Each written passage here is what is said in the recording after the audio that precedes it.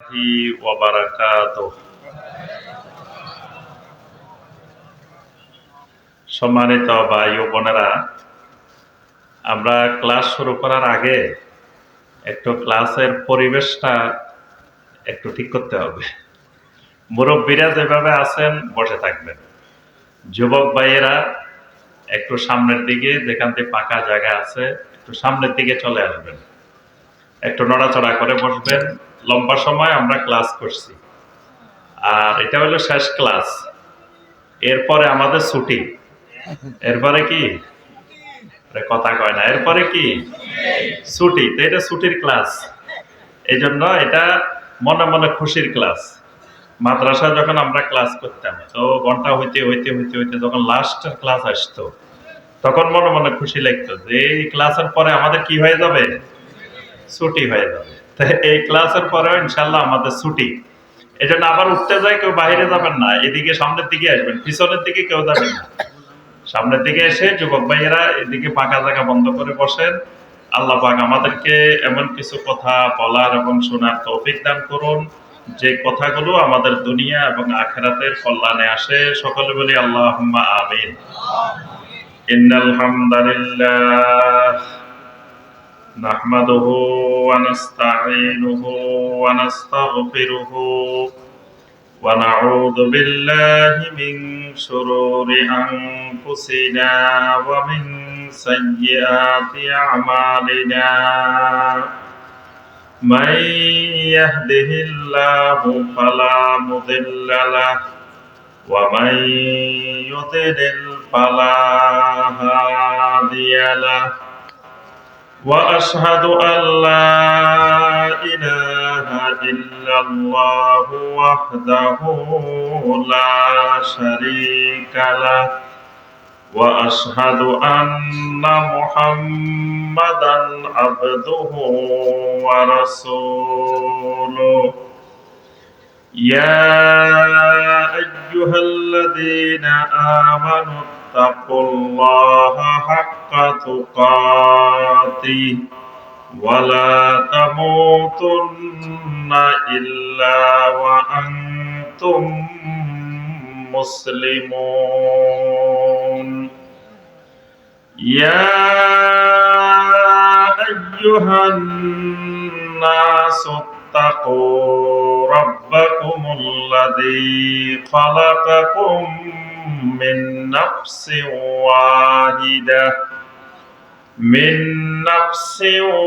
واحدة وخلق منها زوجها وبث منهما رجالا كثيرا ونساء واتقوا الله الذي تساءلون به والأرحام إن الله كان عليكم رقيبا يا أيها الذين آمنوا اتقوا الله وقولوا قولا سديدا يصلح لكم أعمالكم ويغفر لكم ذنوبكم ومن يطع الله ورسوله فقد فاز فوزا عظيما أما بعد فإن خير الحديث كتاب الله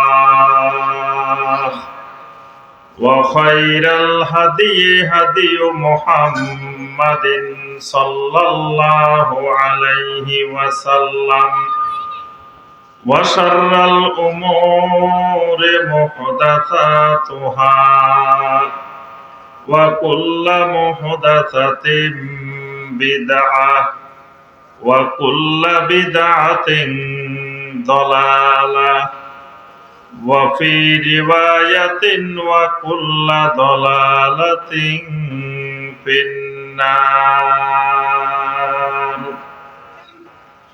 اللهم صل على محمد وعلى آل محمد كما صليت على إبراهيم وعلى آل إبراهيم إنك حميد مجيد اللهم بارك على محمد وعلى آل محمد كما باركت على إبراهيم وعلى آل إبراهيم إنك حميد مجيد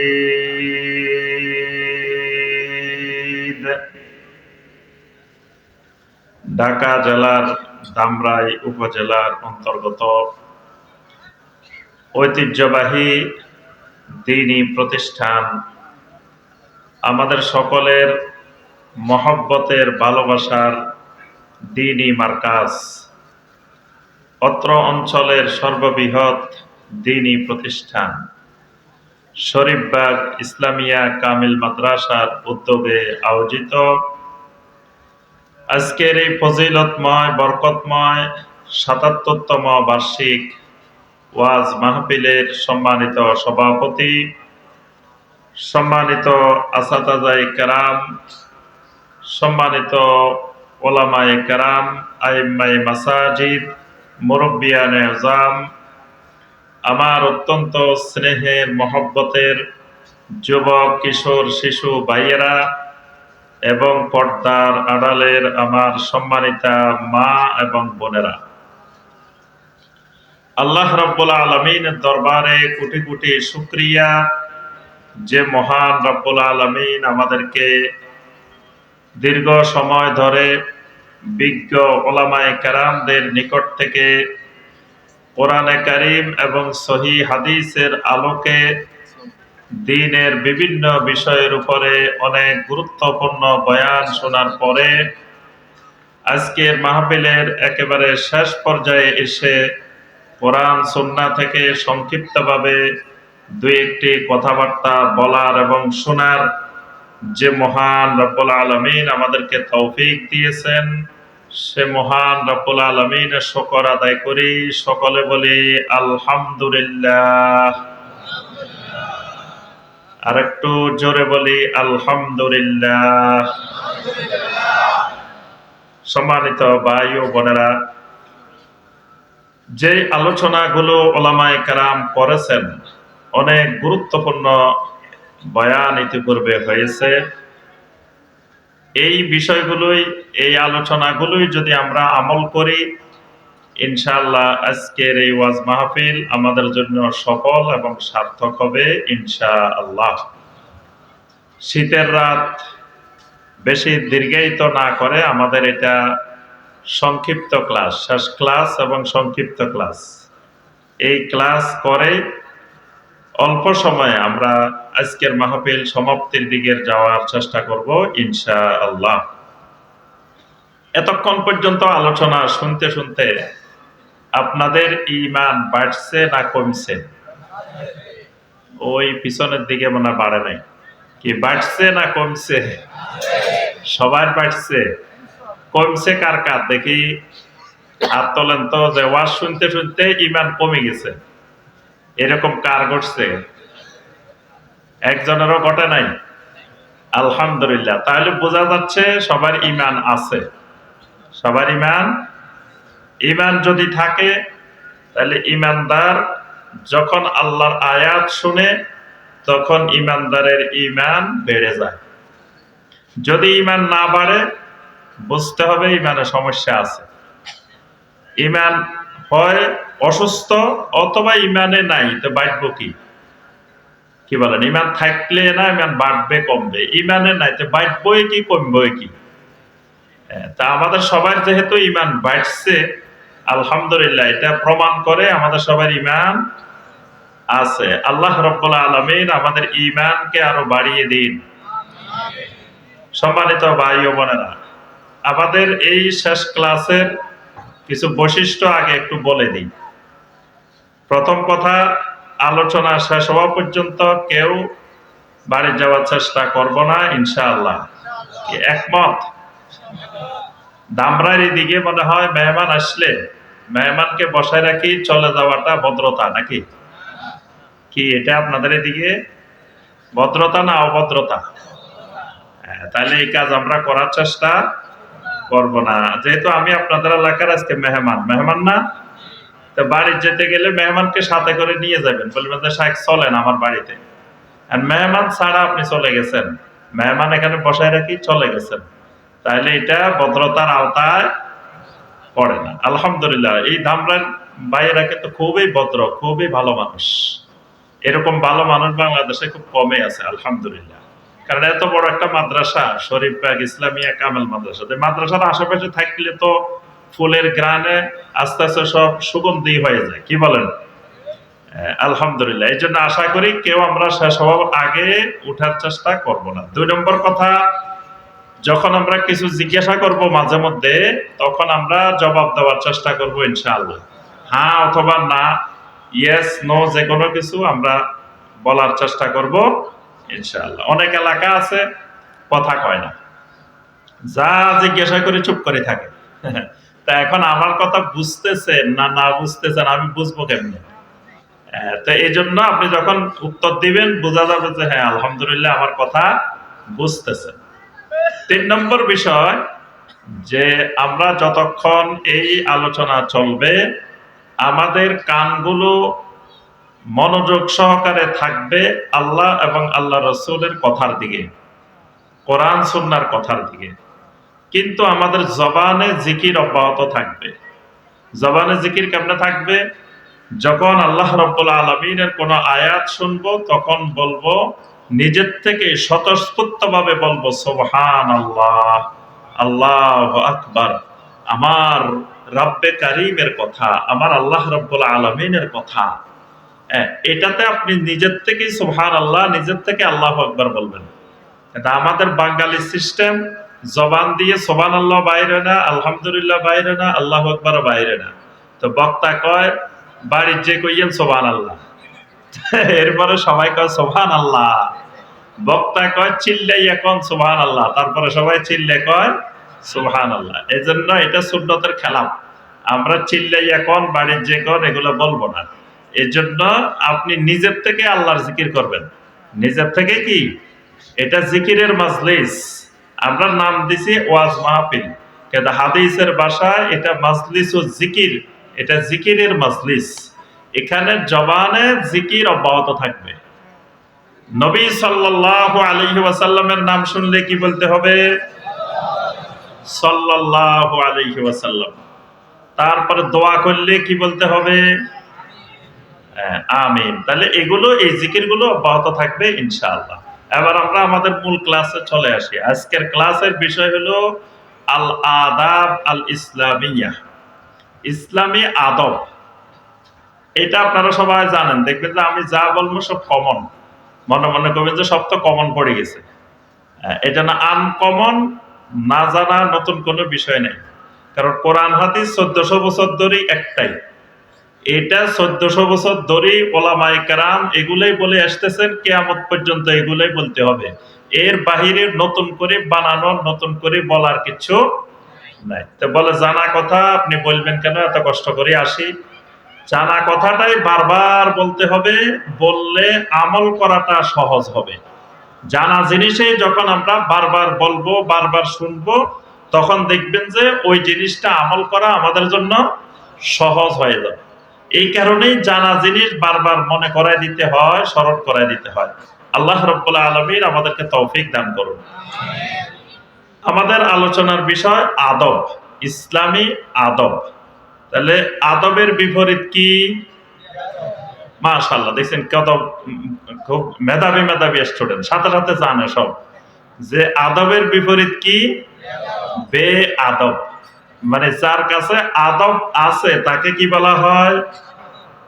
জি, যার কাছে আদব আছে তাকে কি বলা হবে? হ্যাঁ, কি? ওই যে আগে কোশ্চেন বে আদব, এটা মনে রাখবেন, একটা হলো বে আর একটা বা, একটা বে আর একটা আদব। যার মধ্যে আছে সে হলো বা আদব, আদব যার মধ্যে আছে সে হলো কি? বা আদব। আর আদব যার কাছে নাই সে হলো বে আদব। বে মানে নাই, বা মানে আছে। তো বা আদব মানে আদবওয়ালা, আদব আছে। আর বে আদব মানে আদব নাই। আচ্ছা, তাহলে আমাদের কথা হলো আমরা কখনো বে আদব হব না, আমরা সবাই হব বা আদব। এখন আসেন আদব কাকে বলে? আদবটা কি জিনিস? আদব হলো সংক্ষিপ্ত সোজা বাংলায় কথা, যেই জিনিস যেই জায়গায় রাখার দরকার, যেই বিশ্বাস যেই জায়গায় করা দরকার, যেটা যেই জায়গায় অস্বীকার করা দরকার, জায়গা মতো জায়গার জিনিস রাখার নাম আদব। এক জায়গার জিনিস রাখার দরকার, এখানে রাখি দিছি আরেক জায়গায়, এটার নাম বে আদব। কি কথা বুঝে আসছে? যেই জিনিস যেই জায়গায় রাখার দরকার, ওয়াদরুসাই ফি মাহাল্লিহি, মানে যেই জিনিস যেই জায়গায় রাখার দরকার ওই জায়গায় রাখার নাম আদব। ওই জায়গায় না রেখে উল্টা পাল্টা অন্য জায়গায় রাখলে তখন এটার নাম হয় বে আদব। এবার আসেন, আমরা সবাই একটা কালেমা পড়ছি না? দামরার দিকে কালেমা কয়টা বলেন তো দেখি? যে 4টা, একজন ভাই বলছেন 4টা, বাকিরা এখনো কিছু বলেন নাই। কয়টা? 4টার সাথে সবাই একমত? জি, কালেমা 4টা। জি, 5 কালেমা 5 ফরজ, এটা শুনেন নাই কোনোদিন? জি, আচ্ছা, 130 ফরজ শুনছেন কোনোদিন? আগের জমানায় মুকসুদুল মোমেনিন, নেকামল, বিভিন্ন বই ছিল না, এখনো আছে। এই বইয়ের মধ্যে লেখা আছে যে 130 ফরজ, এর মধ্যে আছে 5 কালেমা 5 ফরজ। আপনারা তো ফরজে একটা বাদ দিয়ে দিচ্ছেন, আপনারা কইতেছেন কালেমা 4টা। তাহলে সঠিক কোনটা, 4টা না 5টা? হ্যাঁ, এখনো 4টার উপরে আছেন? 5টা? ওই তো অনেকের এবার মত চেঞ্জ হয়ে গেছে, এখন বলছেন যে কালেমা 5টা। আচ্ছা, কালেমার নাম বলেন তো দেখি একটা একটা।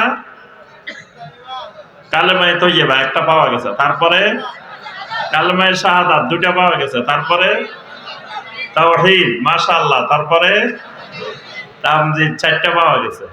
যারা 5টা বলছেন আবার 5 নম্বরটার নাম বলেন। যারা বলছেন 5টা, 5 নম্বরটার নাম কোন? ইমানে মুজমাল কি ঠিক আছে না? ওরে কথা কয় না আবার। ইমানে মুজমাল আছে না একটা, আমানতু বিল্লাহি কামা হুয়া বিআসমাইহি ওয়া সিফাতিহি ওয়া কাবিলতু জামিয়া আহকামিহি ওয়া আরকানি, ইমানে মুজমাল একটা আছে না? তাহলে কয়টা হইছে? জি, 5টা। এটা এ পর্যন্ত ঠিক আছে না? আচ্ছা, এরপরে আরেকটা আছে ইমানে মুফাসসাল, ইমানে মুফাসসাল একটা আছে না? তাহলে এবার কয়টা হইছে? এবার তো আরো একটা বাড়ি গেছে, 5টার জায়গায় কয়টা হইছে? 6টা। আরো আছে একটা কালেমায়ে রাদ্দে কুফর, কালেমায়ে রাদ্দে কুফর, তো কয়টা হইছে? তাহলে এবার বলেন দেখি কালেমা কয়টা? জি, এবার সবাই দোদুল্যমান অবস্থা আছে, কোনটা না কোনটা হইতে পারে, কোনটা বলবো না কোনটা বলবো। 4টার উপরে এখনো আসতে কামত। 7টা এটা ঠিক আছে? ঠিক নাই। 5টা ঠিক নাই। 4টা? ও আল্লাহ, এই এলাকার সব মানুষ 4টার পক্ষে দেখা যায়। ধামরাইতে কালেমা কয়টা? বোঝা গেছে ধামরাইয়ের কালেমা কয়টা? 4টা। কিন্তু এই কথাটা ঠিক না, ধামরাইয়ের এই কথাটা কি হয়েছে? ভুল প্রমাণিত হয়েছে। আসলে কালেমা 4টা না, কালেমা হইল কয়টা? একটা। কালেমা কয়টা? একটা। যখন কেউ আসে ইসলাম গ্রহণ করার জন্য, মুসলমান হওয়ার জন্য, তখন আমরা তাকে কালেমা কয়টা পড়াই? ওই কালেমাটা একটু পড়েন।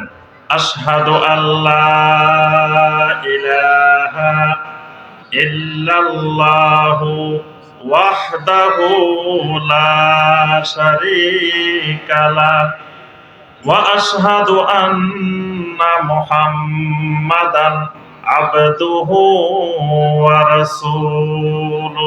সুবহানাল্লাহ। এই কালেমাটা পড়ার আগ পর্যন্ত লোকটা ছিল নাপাক। কালেমাটা পড়ার সাথে সাথে লোকটা হয়ে গেছে পাক। সুবহানাল্লাহ। এই কালেমা পড়ার আগ পর্যন্ত লোকটা ছিল আমার কোন ধরনের রক্তের সম্পর্ক ছিল না, আত্মীয়তার সম্পর্ক ছিল না। কালেমাটা পড়ার সাথে সাথে লোকটা হয়ে গেছে আমার ভাই। এই কালেমা পড়ার আগ পর্যন্ত লোকটা ছিল জাহান্নামী। কালেমাটা পড়ার সাথে সাথে লোকটা হয়ে গেছে জান্নাতি। সুবহানাল্লাহ। এই কালেমাটা পড়ার আগ পর্যন্ত লোকটা ছিল শাররুল বারিয়া, সৃষ্টি জগতের মধ্যে সবচাইতে নিকৃষ্ট। কালেমাটা পড়ার সাথে সাথে লোকটা হয়ে গেল খায়রুল বারিয়া, সৃষ্টি জগতের মধ্যে সবার সেরা। সুবহানাল্লাহ। তাহলে কালেমা কয়টা? মনে রাখবেন, আজীবন মনে রাখবেন। ডাক্তার জাকির নায়েক হাফেজাহুল্লাহকে দেখছেন কত মানুষ মুসলমান বানাইছে না? তা কালেমা কয়টা পড়াইতেন? একটা। তা আপনারা 4টা করলেন কেন?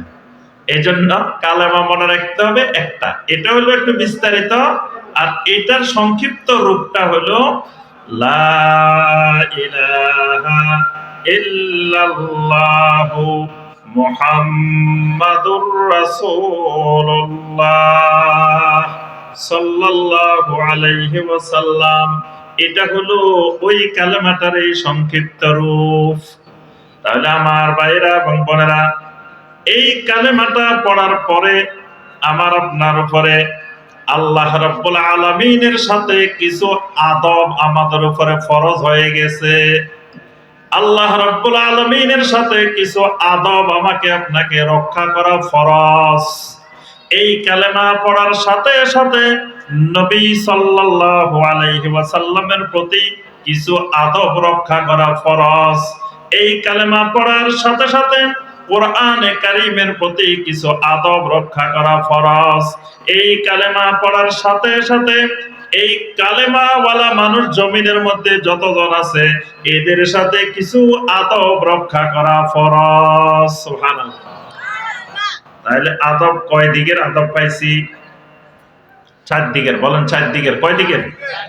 1 নম্বরে পাইছি এই কালেমা যিনি আমাকে আপনাকে পড়ার সৌভাগ্য দিয়েছেন, আল্লাহ রাব্বুল আলামিন যদি আমাকে আপনাকে এই কালেমার জন্য মনোনীত না করতেন, এই কালেমার জন্য যদি আল্লাহ রাব্বুল আলামিন আমাকে আপনাকে কবুল না করতেন, আমি আপনি জীবনেও এই কালেমা পড়তে পারতাম না। তাহলে এই কালেমা আল্লাহ রাব্বুল আলামিন আমাকে আপনাকে দিয়েছেন, মানে আল্লাহ রাব্বুল আলামিন আমাকে আপনাকে ভালোবাসেন, মহব্বত করেন। এই কারণে এই কালেমা পড়ার সাথে সাথে প্রথম আদাবটা হবে আমার আল্লাহ রাব্বুল আলামিনের সাথে। প্রথম কার সাথে? আল্লাহ রাব্বুল আলামিনের সাথে। এরপরে যে আদব, এই কালেমাটা আমার রাসূল না হইলে পাইতাম না। আল্লাহ রাসূল যদি না হইতেন এই কালেমা আমরা জানতাম না, কালেমা পাইতাম না। তাহলে যে রাসূলের মাধ্যমে কালেমা পেয়েছি ওই রাসূলের সাথে আমাদের কিছু আদাব আছে। 3 নম্বরে আল্লাহ রাব্বুল আলামিন আমার আপনার হেদায়েতের জন্য একটা কিতাব দিয়েছেন, ওই কিতাবের সাথেও আমাদের কিছু আদাব আছে। 4 নম্বরে এই কালেমাওয়ালা মানব জমিনে যতজন আছে সবার সাথেও আমাদের কিছু আদাব আছে। এই 4 রকমের আদব রক্ষা করা ফরজ। 4 রকমের আদব রক্ষা করা ফরজ। আমাদের আজকের ক্লাসের বিষয় এই 4 রকমের আদব। তাহলে একটা একটা করে আমরা আসি। আমার কথা বুঝতেছেন? যে আমরা বিষয়ের বাহিরে যাব না, বিষয়ের ভিতরে এই 4 রকমের আদব একটু একটু আলোচনা করে শেষ।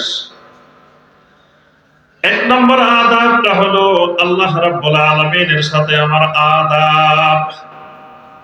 আল্লাহ রাব্বুল আলামিনের সাথে এই কালেমা যখন আমি পড়েছি, তখন আমি আল্লাহ সুবহানাহু ওয়া তাআলাকে কয়েকটা জিনিসের স্বীকৃতি দিয়েছি।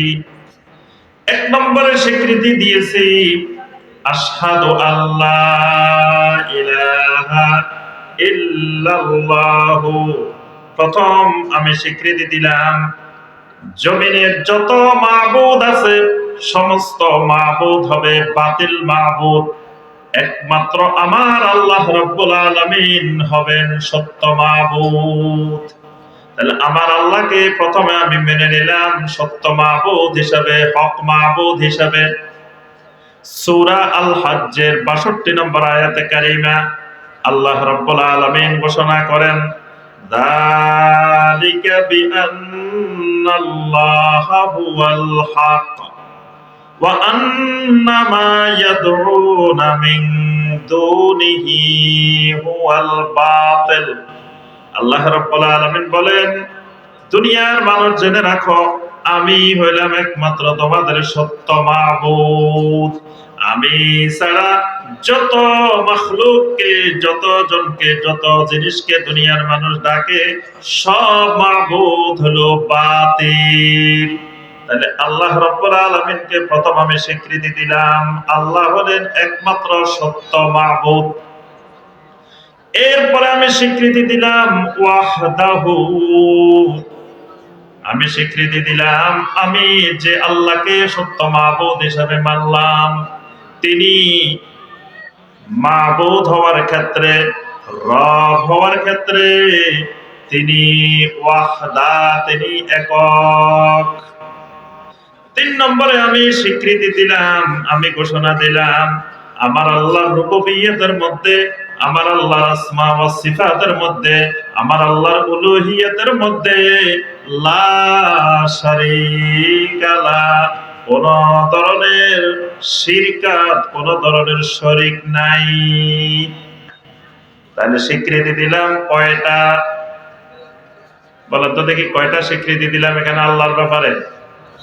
জি, 3টা। কয়টা স্বীকৃতি দিছি? 3টা। 1 নম্বর স্বীকৃতি দিছি আল্লাহকে সত্য মাবুদ হিসাবে মেনে নিছি। 2 নম্বর স্বীকৃতি দিছি আমার আল্লাহ তাওহীদের রুবুবিয়তের ক্ষেত্রে, আসমা ওয়া সিফাতের ক্ষেত্রে, উলুহিয়তের ক্ষেত্রে আমার আল্লাহ ওয়াহদা। 3 নম্বর স্বীকৃতি দিলাম লা শারীকা লা, এসব ক্ষেত্রে আমার আল্লাহর সাথে কোনো শরীক নাই। তাহলে 3টা স্বীকৃতি দিয়ে ইসলামে ঢুকলাম, 3টা স্বীকৃতি দিয়ে আমি মুসলমান হইলাম। এবার যে আল্লাহকে 3টা স্বীকৃতি দিলাম, ওই আল্লাহর সাথে আমার কিছু আদব রক্ষা করা লাগবে। কি রক্ষা করতে হবে? আদব। এই আদব যার ভিতরে আছে এই লোক হলো বা আদব। যে লোকের মধ্যে এই আদবগুলো নাই সে দুনিয়াতেও বেয়াদব, আখিরাতেও বেয়াদব। বুঝে আসছে? আচ্ছা, এবার আসেন একটা একটা করে আসেন, আমার কথাগুলো মনোযোগ দিয়ে ভালো করে বুঝতে হবে। আল্লাহ রাব্বুল আলামিনের সাথে আদব। প্রথম নম্বরে আমি আল্লাহ রাব্বুল আলামিনকে মেনে নিলাম আল্লাহ রাব্বুল আলামিন একমাত্র সত্য মাবুদ। এটা মানে নেওয়ার সাথে সাথে আমার আল্লাহ রাব্বুল আলামিনের সাথে কিছু আদব আমার উপরে ফরজ হয়ে গেছে। 1 নম্বরে আদব ফরজ হয়ে গেছে, আমার আল্লাহ ছাড়া জমিনে যত রব আছে সমস্ত রবের সাথে আমার সম্পর্ক ক্যান্সেল করে দিতে হবে। 1 নম্বর আদব, আমার আল্লাহ ছাড়া যত রব আছে সমস্ত রবের সাথে আমার সম্পর্ক বিচ্ছেদ। আজকে থেকে সম্পর্ক বাতিল, কোন সম্পর্ক আর থাকা যাবে। আচ্ছা, আল্লাহ ছাড়া জমিনের রব আছে কিনা? নাই। আমার কথা বুঝতেছেন? আল্লাহ ছাড়া জমিনে কোন রব আছে কিনা? আছে। নাই কি কইছে আপনার? কত রব! এই দামরাতেও তো রব আছে, আছে না? আছে নেই? হ্যাঁ, সত্য রব নেই, কিন্তু রব আছে। রব তো আছে নাকি? এগুলো সব বাতিল রব, কিন্তু রব আছে। রব জমিনে। আচ্ছা, রব চিনেন আপনারা? চিনিও কয় না, চিনিলেও কয় না, যে কোনো একটা হবে তো। হয় চিনেন, না হয় চিনেন না। রব চিনেন? দামরাইতে কারা কারা রব এটা চিনেন? এবার আর কথা কয় না। চিনেন? চিনতে হবে, রব চিনা ফরজ। আল্লাহকে চিনতে হলে বাতিল রব চিনতে হবে। বাতিল রব না চিনলে আল্লাহকে চিনতে পারবেন না। রবের বিষয়টা খুবই গুরুত্বপূর্ণ বিষয়। এই কারণে আল্লাহ রাব্বুল আলামিন সূরা আল ফাতিহার মধ্যে বারবার আলহামদুলিল্লাহি রাব্বিল আলামিন বারবার ছোটস্থ করায় দিচ্ছেন। আল্লাহ হলেন রব্বুল আলামিন। আল্লাহর প্রথম পরিচয় এখানে রব্বুল আলামিন। আল্লাহ হলেন সমগ্র আলমের একমাত্র রব। কবরে গেলে প্রথম প্রশ্নটা হলো মার রব্বুকা, তোমার রব কে ছিল? তাহলে রব চিনা ফরজে আইন। আসল রবকে চিনতে হইলে নকল রব চিনা লাগবে। নকল রব যে চিনে না, সে সত্যিকারে আসল রবকেও চিনে না। নকল রব না চিনলে আসল রব চিনবেন না। ইব্রাহিম আলাইহিস সালাম নমরুদের কাছে গিয়ে রব সম্পর্কে, আল্লাহ সম্পর্কে দাওয়াত দেওয়া শুরু করলেন। নমরুদ কয়, আচ্ছা তুমি যে রবের দাওয়াত দিচ্ছ, তোমার রবে কি করে, কি কাজ করে, আমার একটু বর্ণনা দাও। ইব্রাহিম আলাইহিস সালাম বললেন, রব্বি আল্লাযী ইউহয়ী ওয়া ইউমীত। ইব্রাহিম আলাইহিস সালাম বললেন, আমার রব যিনি, উনি একটা বড় কাজ করেন, উনি জীবন দেন, উনি মৃত্যু দেন।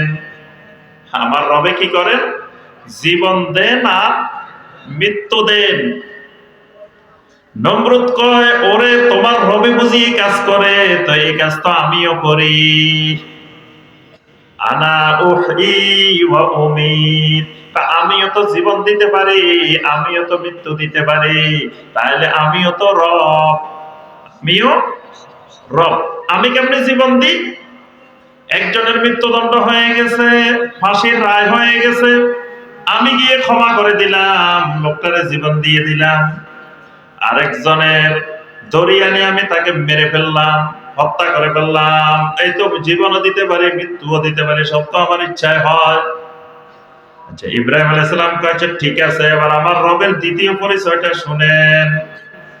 ফাইন্নাল্লাহা ইয়াতি বিশ-শামসি মিনাল মাশরিকি, আমার রব তো প্রতিদিন সূর্যটাকে পূর্ব দিক থেকে উঠান। এটাও আমার রবের একটা কাজ। ফাতি বিহা মিনাল মাগরিবি, আপনিও যদি রব হন, আপনি সূর্যটা একটু পশ্চিম দিক থেকে তোলেন। আমার রব প্রতিদিন সূর্যটা পূর্ব দিক থেকে তোলেন। আপনি যদি রব হন, তো আপনি পশ্চিম দিক থেকে তুলে দেখান। ফাবুহিতাল্লাযী কাফার, আল্লাহ রাব্বুল আলামিন বলেন, নমরুদ এবার কি জবাব দিবে, কি বলবে, ওইটাই বুঝে পাচ্ছে না, হতভম্ব হয়ে গেছে। তাহলে নমরুদ যে নকল রব প্রমাণিত হয়ে গেছে।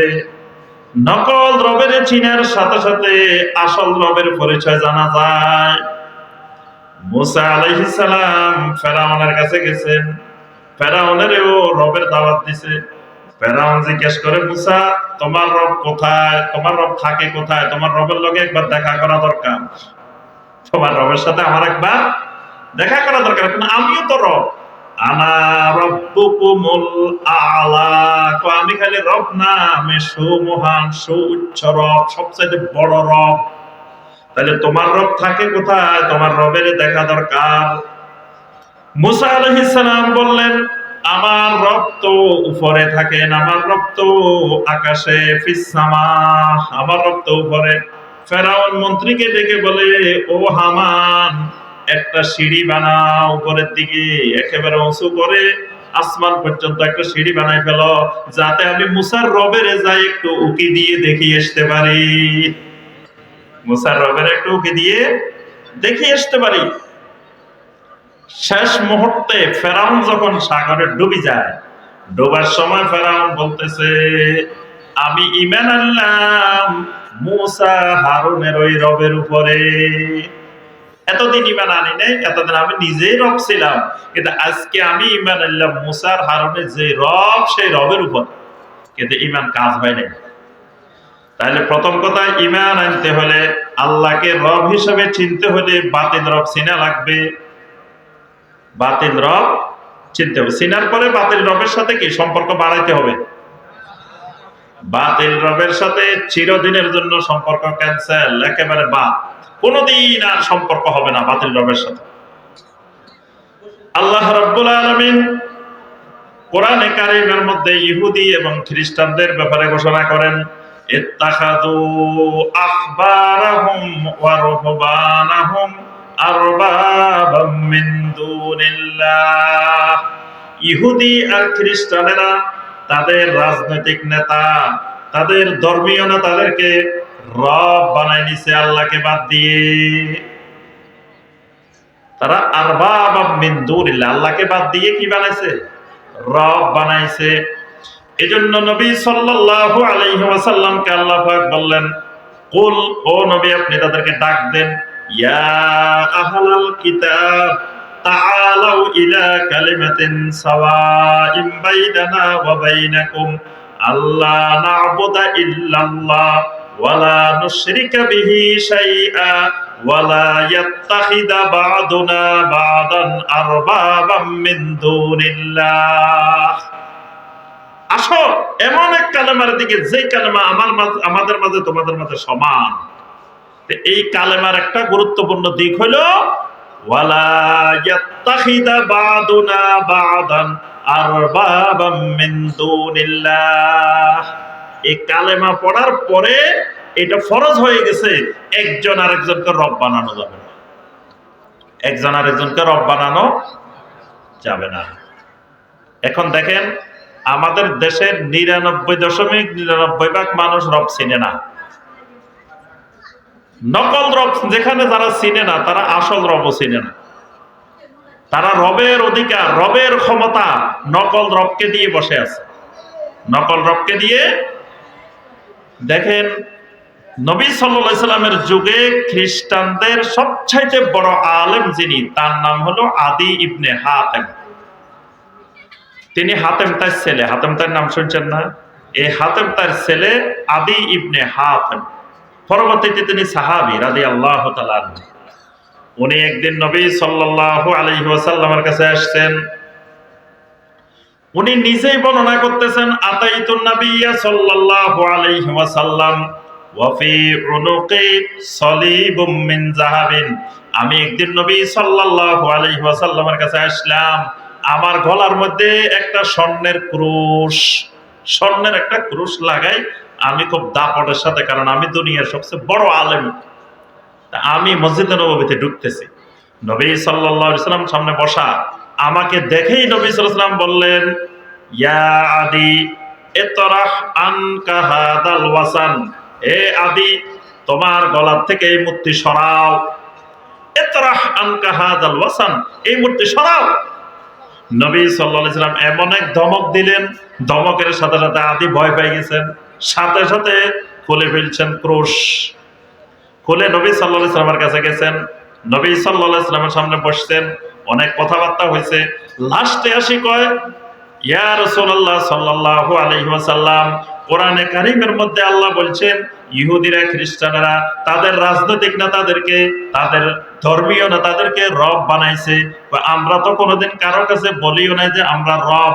মানুষও তো আমাদেরকে বলে নাই যে আপনারা আমাদের রব। কালকে যদি পুরা মানিকগঞ্জ, ঢাকা, এই আশেপাশে পুরা এলাকা ঘুরে পেলাম, যে কাউকে জিজ্ঞাসা করেন, ভাই আপনি কি রব? একটা লোক খুঁজে পাইবেন যে বলবে যে আমি রব। হ্যাঁ, কি খুঁজে পাইবেন? তাইলে তো কেউ দাবি করে না রব। এখন আমরা বলতেছি রব আছে, কিন্তু রব তো কেউ দাবি করে না। এখন উনি এত বড় আলেম, উনি বলতেছেন কই আমরাও তো রব দাবি করি নাই, আমাদেরকে তো কেউ রব বলে নাই, কিন্তু আল্লাহ বলতেছে কোরআনে আমাদেরকে রব বানাইছে। এটা কেমনে হইলো? এটা তো বুঝি না। আল্লাহ রাসূল সাল্লাল্লাহু আলাইহি ওয়াসাল্লাম বললেন, আমা ইন্নাহুম লাম ইয়াকুনু ইয়াবুদুনাহুম ওয়ালাকিন্নাহুম ইযা আস্তাহাল্লু লাহুম শাইয়ান ফাকাদ ইস্তাহাল্লুহু ওয়া ইযা হাররামু আলাইহিম শাইয়ান হাররামুহু। আসলে এরা এদের ইবাদত করে নাই, এরা যখন যে জিনিসকে হালাল বানাইছে এরা এটাকে হালাল মেনে নিছে, এরা যে জিনিসকে হারাম বানাইছে এরা এই জিনিসকে হারাম মেনে নিছে। এটাই হলো রব বানানো, এটাই হলো রব বানানো। মানে ওই রাজনৈতিক নেতারা, ওই ধর্মীয় নেতারা যেটাকে হালাল বানাইছে মানুষ সেটা হালাল মনে করছে, যেটাকে হারাম বানাইছে সেটারে হারাম মনে করছে। আল্লাহ রাব্বুল আলামিন কোনটা হালাল করছেন হারাম করছেন সেদিকে তাকায় নাই।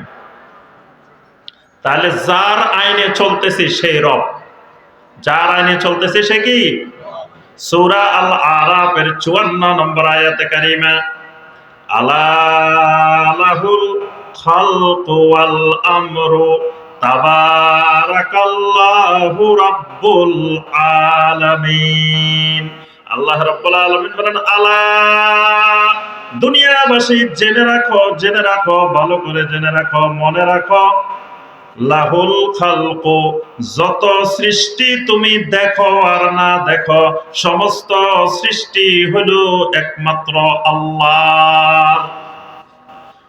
ওয়াল আমরু, সৃষ্টি যেহেতু সব আল্লাহর, সৃষ্টির উপরে আইনও চলবে, হুকুমও চলবে, নির্দেশও চলবে একমাত্র আল্লাহর। এটাই হলো তাবারাকাল্লাহু রাব্বুল আলামিন, এটাই হলো আল্লাহকে রব হিসাবে মেনে নেওয়া। আল্লাহকে সৃষ্টিকর্তা মানলে রব হয় না, আল্লাহর হুকুম মানার মধ্যে রব, আল্লাহর আইন মানার মধ্যে রুবুবিয়তের সম্পর্ক। তাহলে আল্লাহর আইন না মেনে যদি মানুষের আইন মানেন, ওই যার আইন মানতেছেন সে আপনার রব, সে আপনার রব হয়ে গেছে, রবের চেয়ার সে দখল করে ফেলছে। আচ্ছা, তাই এবার বলেন দেখি, সুদ হালাল না হারাম? জি, আল্লাহর আইনে সুদ, বান্দার আইনে, হ্যাঁ, বাংলাদেশে সুদ হালাল না হারাম? হালাল। এমন হালাল একজন আরেকজনের কয়, বাইরে এই জমানায় সুদ ছাড়া চলা যায় না। এই জমানায় কি সুদ বাদে চলতে পারে? সুদের পুরো হালাল বানায় ফেলছে। তাহলে সুদকে যখন আপনি হালালের মতো মনে করতেছেন, আর যারা হারামের সুদকে হালাল বানায় এরা রবের চেয়ারে বসে গেছে। কিসের চেয়ারে বসছে? আচ্ছা, যারা ব্যভিচার হালাল না হারাম? জি, আল্লাহর আইনে হারাম। বাংলাদেশের লাইসেন্স দিয়ে দিয়ে জেনাকে হালাল করা হয়। মাদক আল্লাহর আইনে হারাম, বাংলাদেশে লাইসেন্স দিয়ে দিয়ে মাদক হালাল। অনেক জায়গায় মদের লাইসেন্স আছে, আছে না?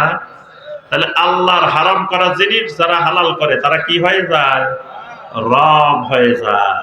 তাহলে প্রথম কথা, আল্লাহর সাথে আদব হলো আল্লাহ ছাড়া যত বাতিল রব আছে জমিনে সমস্ত রবের সাথে সম্পর্ক ছিন্ন করতে হবে।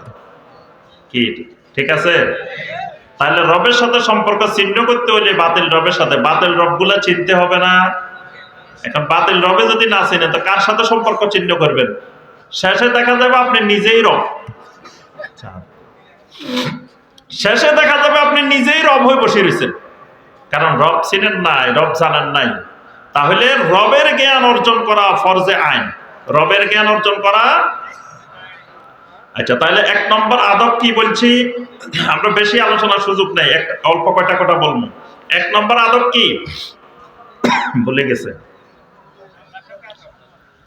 আল্লাহর সাথে আদব তো ঠিক আছে, আল্লাহর সাথে আদবের এক নম্বরটা বলছি মাত্র, সেটা হলো আল্লাহ ছাড়া যত বাতিল রব আছে এদের সাথে সম্পর্ক কি করতে হবে? দুই নম্বর, আল্লাহর সাথে আদব রক্ষা করা। আল্লাহ ছাড়া জমিনে যত বাতিল মাবুদ আছে সমস্ত বাতিল মাবুদের সাথে সম্পর্ক ছিন্ন করা লাগবে। আল্লাহ ছাড়া জমিনে বাতিল মাবুদ আছে কিনা? জি, বাতিল মাবুদ আছে। কোনগুলা বাতিল মাবুদ? কথা কয় না, কোনগুলা বাতিল? যার ইবাদত করা হয় সেটাই মাবুদ। কেউ যদি গাছের ইবাদত করে, গাছটা তার মাবুদ। কেউ যদি মাছের ইবাদত করে, মাছটা তার মাবুদ। কেউ যদি মাজারের ইবাদত করে, মাজারটা তার মাবুদ। যে যেই জিনিসের ইবাদত করে, যার ইবাদত করে, সেটা তার মাবুদ হয়ে যায়। তাহলে মাবুদ হওয়ার যোগ্য, মাবুদ হওয়ার উপযুক্ত একমাত্র আল্লাহ রাব্বুল আলামিন। আল্লাহ ছাড়া যত বাতিল মাবুদ আছে, সমস্ত বাতিল মাবুদের সাথে সম্পর্ক ছিন্ন করা লাগবে। সমস্ত বাতিল মাবুদের সাথে সম্পর্ক কি হবে? ছিন্ন হবে। এটা হলো আল্লাহ রাব্বুল আলামিনের সাথে আদাব।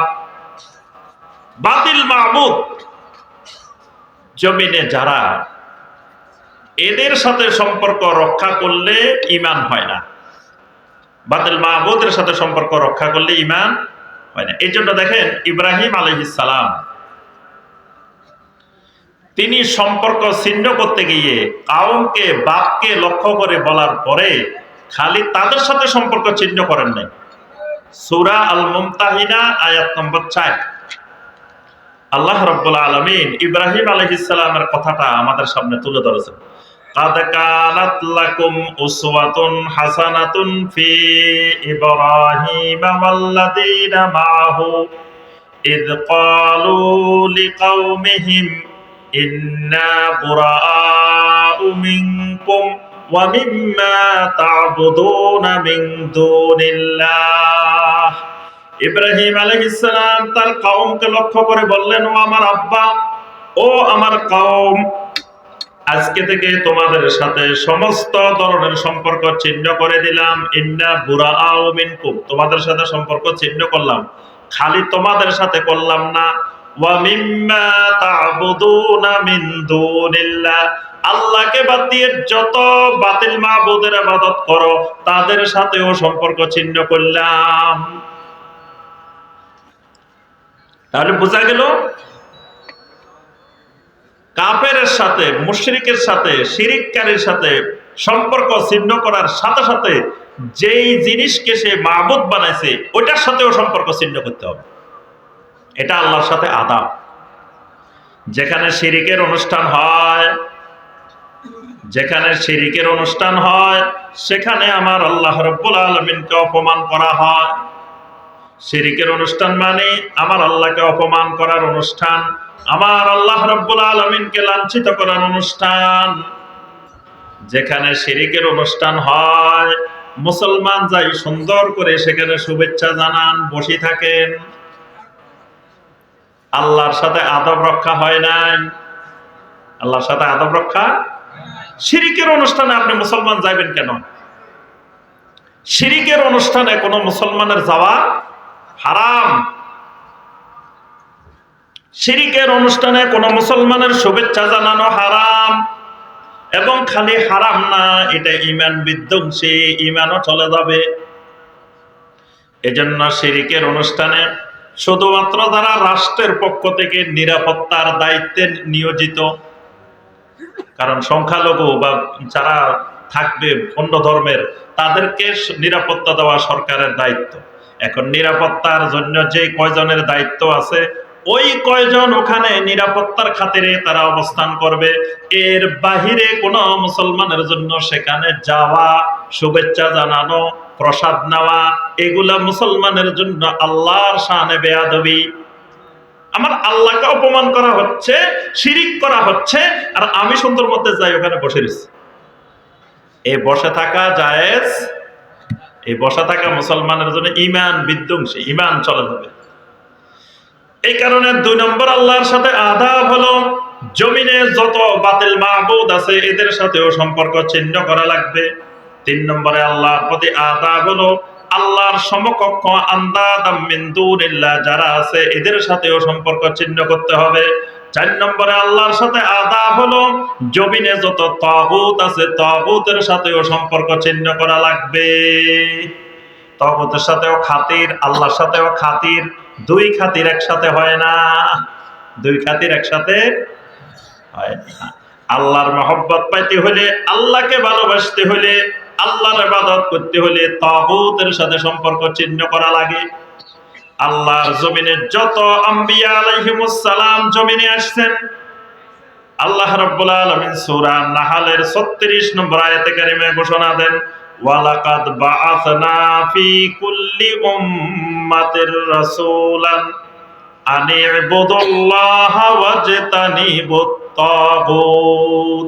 আল্লাহ রাব্বুল আলামিন বলেন, সমস্ত নবী রাসূলেরা দুনিয়ার মধ্যে দাওয়াত দিয়েছেন, আনি ইবুদুল্লাহ, ও দুনিয়ার মানুষ ইবাদত করো একমাত্র আল্লাহর, ওয়াজতানিবুত তাগুত, তাগুত পরিহার করো, তাগুত ছাড়ো, তাগুতের সাথে সম্পর্ক ছিন্ন করো।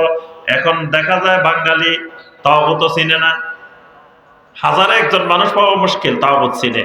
তাগুত কাকে বলে, তাগুত কি জিনিস, অথচ দেখা যাবে সে নিজেই তাগুতে বসে রয়েছে, তার বাড়ির আশেপাশে তাগুত, কিন্তু সে তাগুত চিনে না।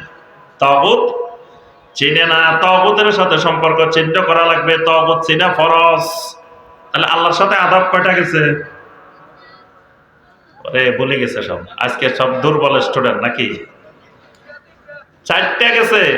1 নম্বরে আল্লাহ ছাড়া যত বাতিল রব আছে তাদের সাথে সম্পর্ক ছিন্ন করতে হবে। 2 নম্বরে আল্লাহ ছাড়া যত বাতিল মাবুদ আছে তাদের সাথে সম্পর্ক ছিন্ন করতে হবে। 3 নম্বরে আল্লাহর সমকক্ষ যারা আছে তাদের সাথে সম্পর্ক ছিন্ন করতে হবে। 4 নম্বরে যত তাগুত আছে জমিনে সমস্ত তাগুতের সাথে সম্পর্ক ছিন্ন করতে হবে। এটা আল্লাহর সাথে আদাব। 5 নম্বর, আল্লাহ রাব্বুল আলামিনের ভালোবাসাটা, মহব্বতটা হইতে হবে মহব্বতে খালেসা। কি মহব্বত? আরে কথা কয় না, বুঝে নাই মানে। মহব্বতটা কেমন মহব্বত? মহব্বতে খালেসা। দেখবেন কোরআনে কারিমে আল্লাহ রাব্বুল আলামিন আল্লাহর ইবাদতের কথা বলতে গিয়ে বারবার একটা কথা বলছেন, ওয়ামা উমিরু ইল্লা লিয়াবুদুল্লাহা মুখলিসিনা লাহুদ্দিন। মুখলিসিনা লাহুদ্দিন কোরআনে অনেক জায়গায় আসছে।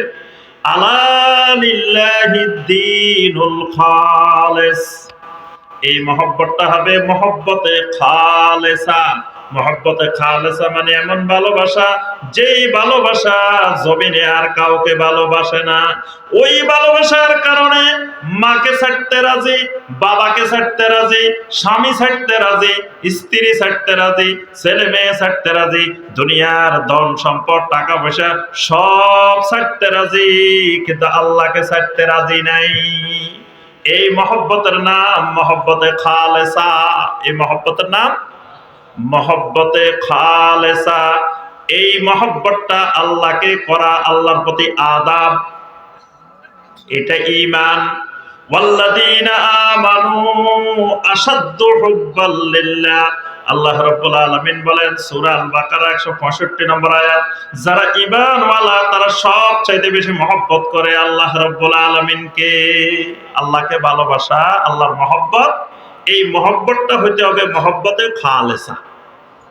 মহব্বতে খালেসা কেমন আরেকটু বুঝেন। বদরের ময়দানে এই পাশে 313 জন, ওই পাশে 1000 মানুষ। দুই পাশে জিহাদের বদরের ময়দান, কঠিন এক ময়দান।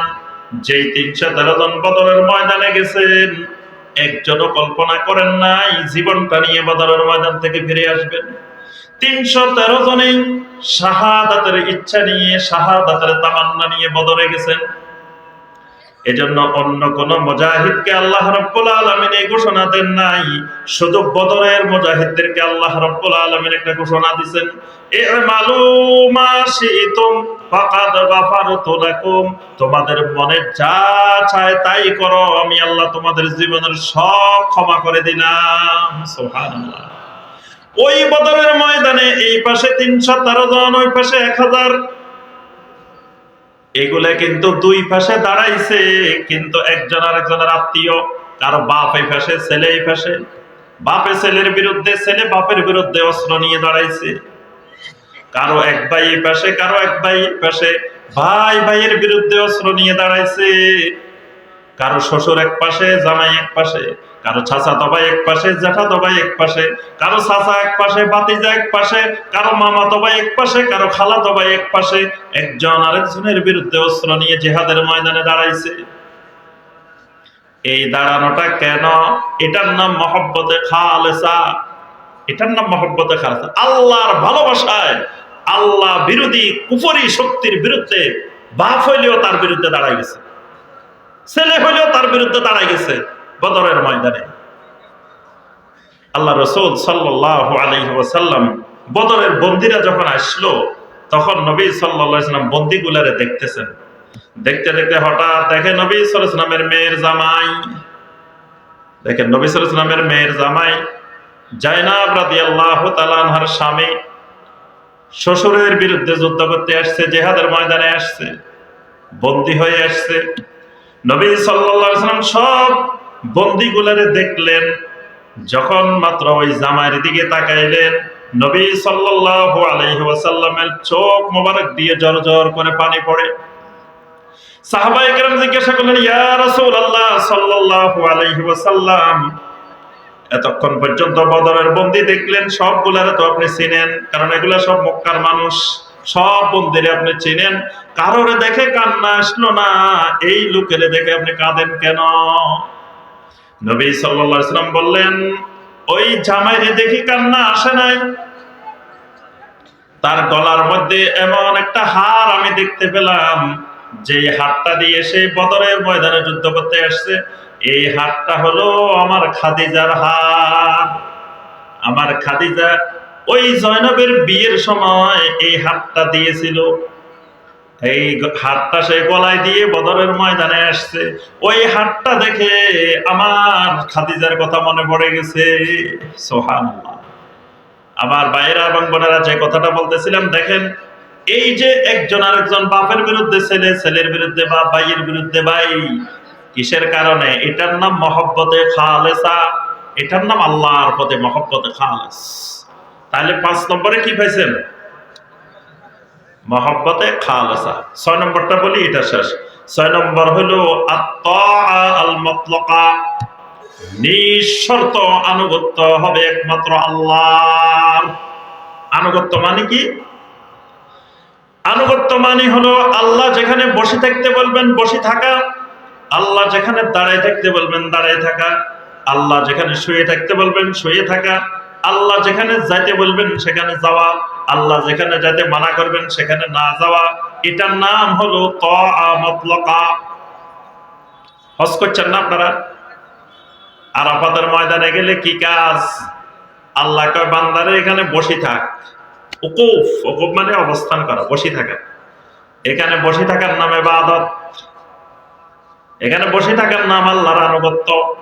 মুজদালিফার ময়দানে আসছে, আল্লাহ কয় এখানে শুয়ে থাক।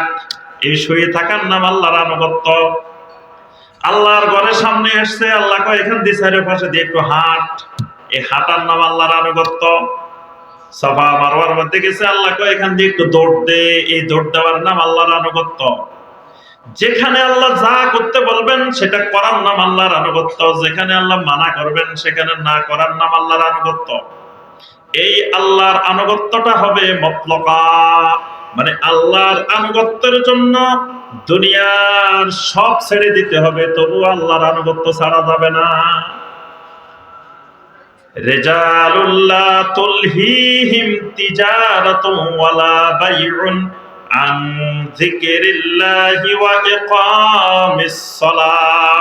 আল্লাহ রাব্বুল আলামিন বলেন, ঈমানদার মানুষগুলোর বৈশিষ্ট্য হলো দুনিয়ার কোনো ব্যবসা বাণিজ্য, কোনো লেনদেন বেচা কিনা তাকে আল্লাহর জিকির থেকে দূরে সরাইতে পারে না, তাকে সালাত কায়েম থেকে দূরে সরাইতে পারে না। এখন আপনি ব্যবসা করতে যায়, নামাজ ধরতে পারেন না, এই ব্যবসা আপনার জন্য হারাম। ব্যবসা করতে যায়, জামাতে নামাজ পড়তে পারেন না, এই ব্যবসা আপনার জন্য হারাম। চাকরি করতে গিয়ে নামাজ পড়তে পারেন না, এই চাকরি আপনার জন্য হারাম। চাকরি করতে গিয়ে দাড়ি রাখতে পারেন না, এই চাকরি আপনার জন্য হারাম। চাকরি করতে যায়, ব্যবসা বাণিজ্য করতে যায়, রাতের 2টা-3টা পর্যন্ত কাজ করেন, ফজরের নামাজ জামাতে ধরতে পারেন না, ওই চাকরি ওই ব্যবসা বাণিজ্য আপনার জন্য হারাম। কারণ ইমানদার ওই মানুষটা কোন ব্যবসা বাণিজ্য চাকরি বাকরি ওই মানুষটাকে নামাজ কায়েম থেকে দূরে সরাইতে পারে না। তাহলে এই 6টা মনে রাখবেন, আরো আছে এই 6টা আল্লাহর সাথে আদাব। এবার আসেন 2 নম্বর পয়েন্ট, কার সাথে আদাব? আল্লাহ রাসূল সাল্লাল্লাহু আলাইহি ওয়াসাল্লামের সাথে আদাব। আল্লাহ রাসূল সাল্লাল্লাহু আলাইহি ওয়াসাল্লামের সাথে আদাব। আল্লাহ রাসূলের সাথে কি কি আদাব সংক্ষেপে সংক্ষেপে বলবো আমরা। আল্লাহ রাসূল সাল্লাল্লাহু আলাইহি ওয়াসাল্লামের সাথে আদাব, 1 নম্বরে নবী সাল্লাল্লাহু আলাইহি ওয়াসাল্লামের প্রতি মহব্বত। 1 নম্বর কি? নবী সাল্লাল্লাহু আলাইহি ওয়াসাল্লামের প্রতি মহব্বত। মহব্বতটা কি রকম?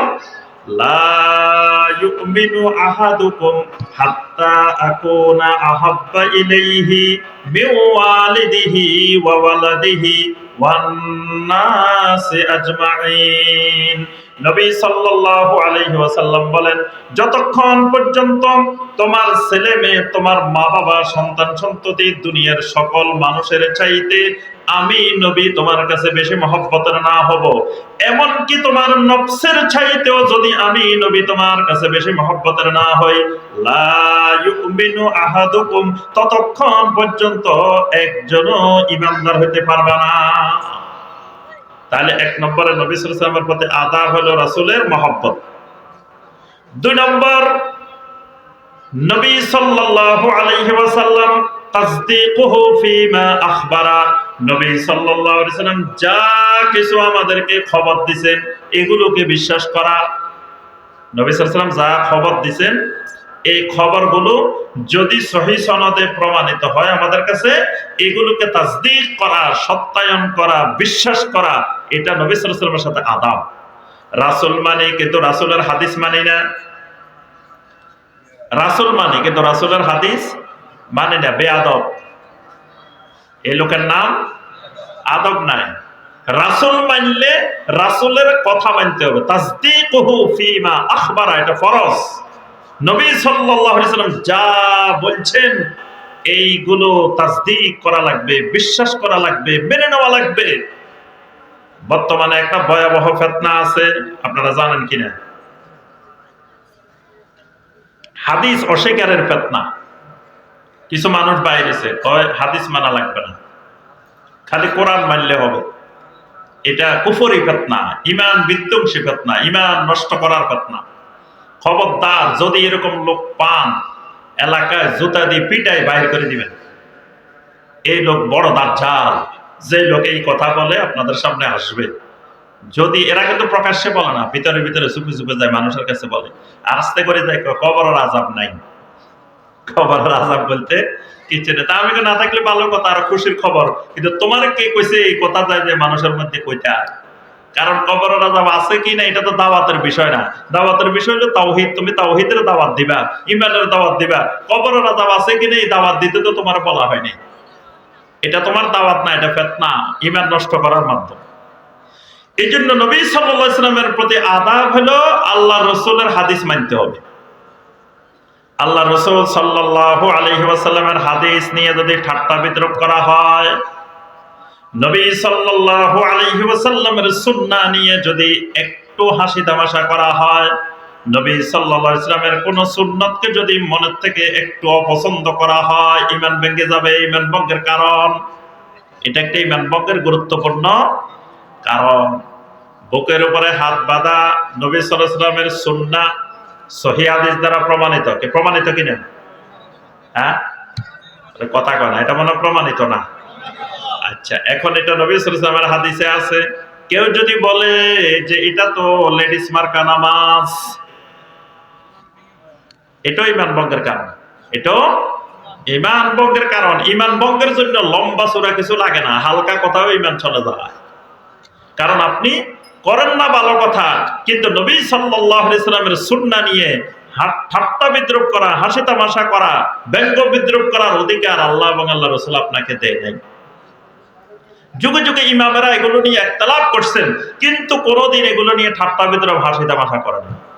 বগলে পুতুল নিয়ে রাফলি আদান করলে কয় বগলে পুতুল ছিল এই জন্য রাফলি আদান করছে। তারপরে আপনার নাবিল এই আপনার আরো যে সমস্ত সুন্নাহগুলো আছে ইখতিলাফ, পায়ের সাথে পা মিলানো, তারপরে এই সুন্নত গুলো নিয়ে দেখা যায় বিভিন্ন সময় বিভিন্ন জন ব্যঙ্গ বিদ্রুপ করে, হাসি তামাশা করে। এগুলো নবী সাল্লাল্লাহু আলাইহি সাল্লামের শানে চরম বেয়াদবি। এই জন্য নবী সাল্লাল্লাহু আলাইহি সাল্লামের আদাব হলো নবী সাল্লাল্লাহু আলাইহি সাল্লাম যা নিয়ে এসেছেন সেটা সত্যায়ন করা। 3 নম্বর, নবী সাল্লাল্লাহু আলাইহি ওয়াসাল্লামের প্রতি আদাব হলো নবী সাল্লাল্লাহু আলাইহি ওয়াসাল্লামের সুন্নতের ইত্তেবা করা। নবী সাল্লাল্লাহু আলাইহি ওয়াসাল্লামের সুন্নতের ইত্তেবা করা। নবী সাল্লাল্লাহু আলাইহি ওয়াসাল্লামের সুন্নাত যত বেশি মানব তত নবী সাল্লাল্লাহু আলাইহি ওয়াসাল্লামের সাথে মহব্বত বাড়বে। নবী সাল্লাল্লাহু আলাইহি ওয়াসাল্লামকে ভালোবাসার দলিল, তত বেশি নবী সাল্লাল্লাহু আলাইহি ওয়াসাল্লামের সাথে আদাব রক্ষা হবে। যত বেশি সুন্নাহ থেকে দূরে তত নবী সাল্লাল্লাহু আলাইহি ওয়াসাল্লামের সাথে বেয়াদবি বাড়তে থাকবে। এই জন্য আদাব হলো সুন্নতের ইত্তেবা করা। 4 নম্বর আদাব, নবী সাল্লাল্লাহু আলাইহি ওয়াসাল্লামের সাথে নবী সাল্লাল্লাহু আলাইহি ওয়াসাল্লাম যা মানা করছেন সেগুলো থেকে দূরে থাকা। এজন্য সূরা আল হাশরের 7 নম্বর আয়াতে আল্লাহ পাক বলছেন, ওয়া মা আতাকুমুর রাসূলু ফাখুযুহু ওয়া মা নাহাকুম আনহু ফান্তাহু। আমার রাসূল তোমাদেরকে যা করতে বলেন, ধরতে বলেন, নিতে বলেন সেটা নাও, যা থেকে মানা করেন, যেটা থেকে নিষেধ করেন, ফান্তাহু সেটা থেকে দূরে থাকো। এটা নবী সাল্লাল্লাহু আলাইহি ওয়াসাল্লামের প্রতি আদাব। এবার আসেন 3 নম্বর। 3 নম্বর কি বলছিলাম?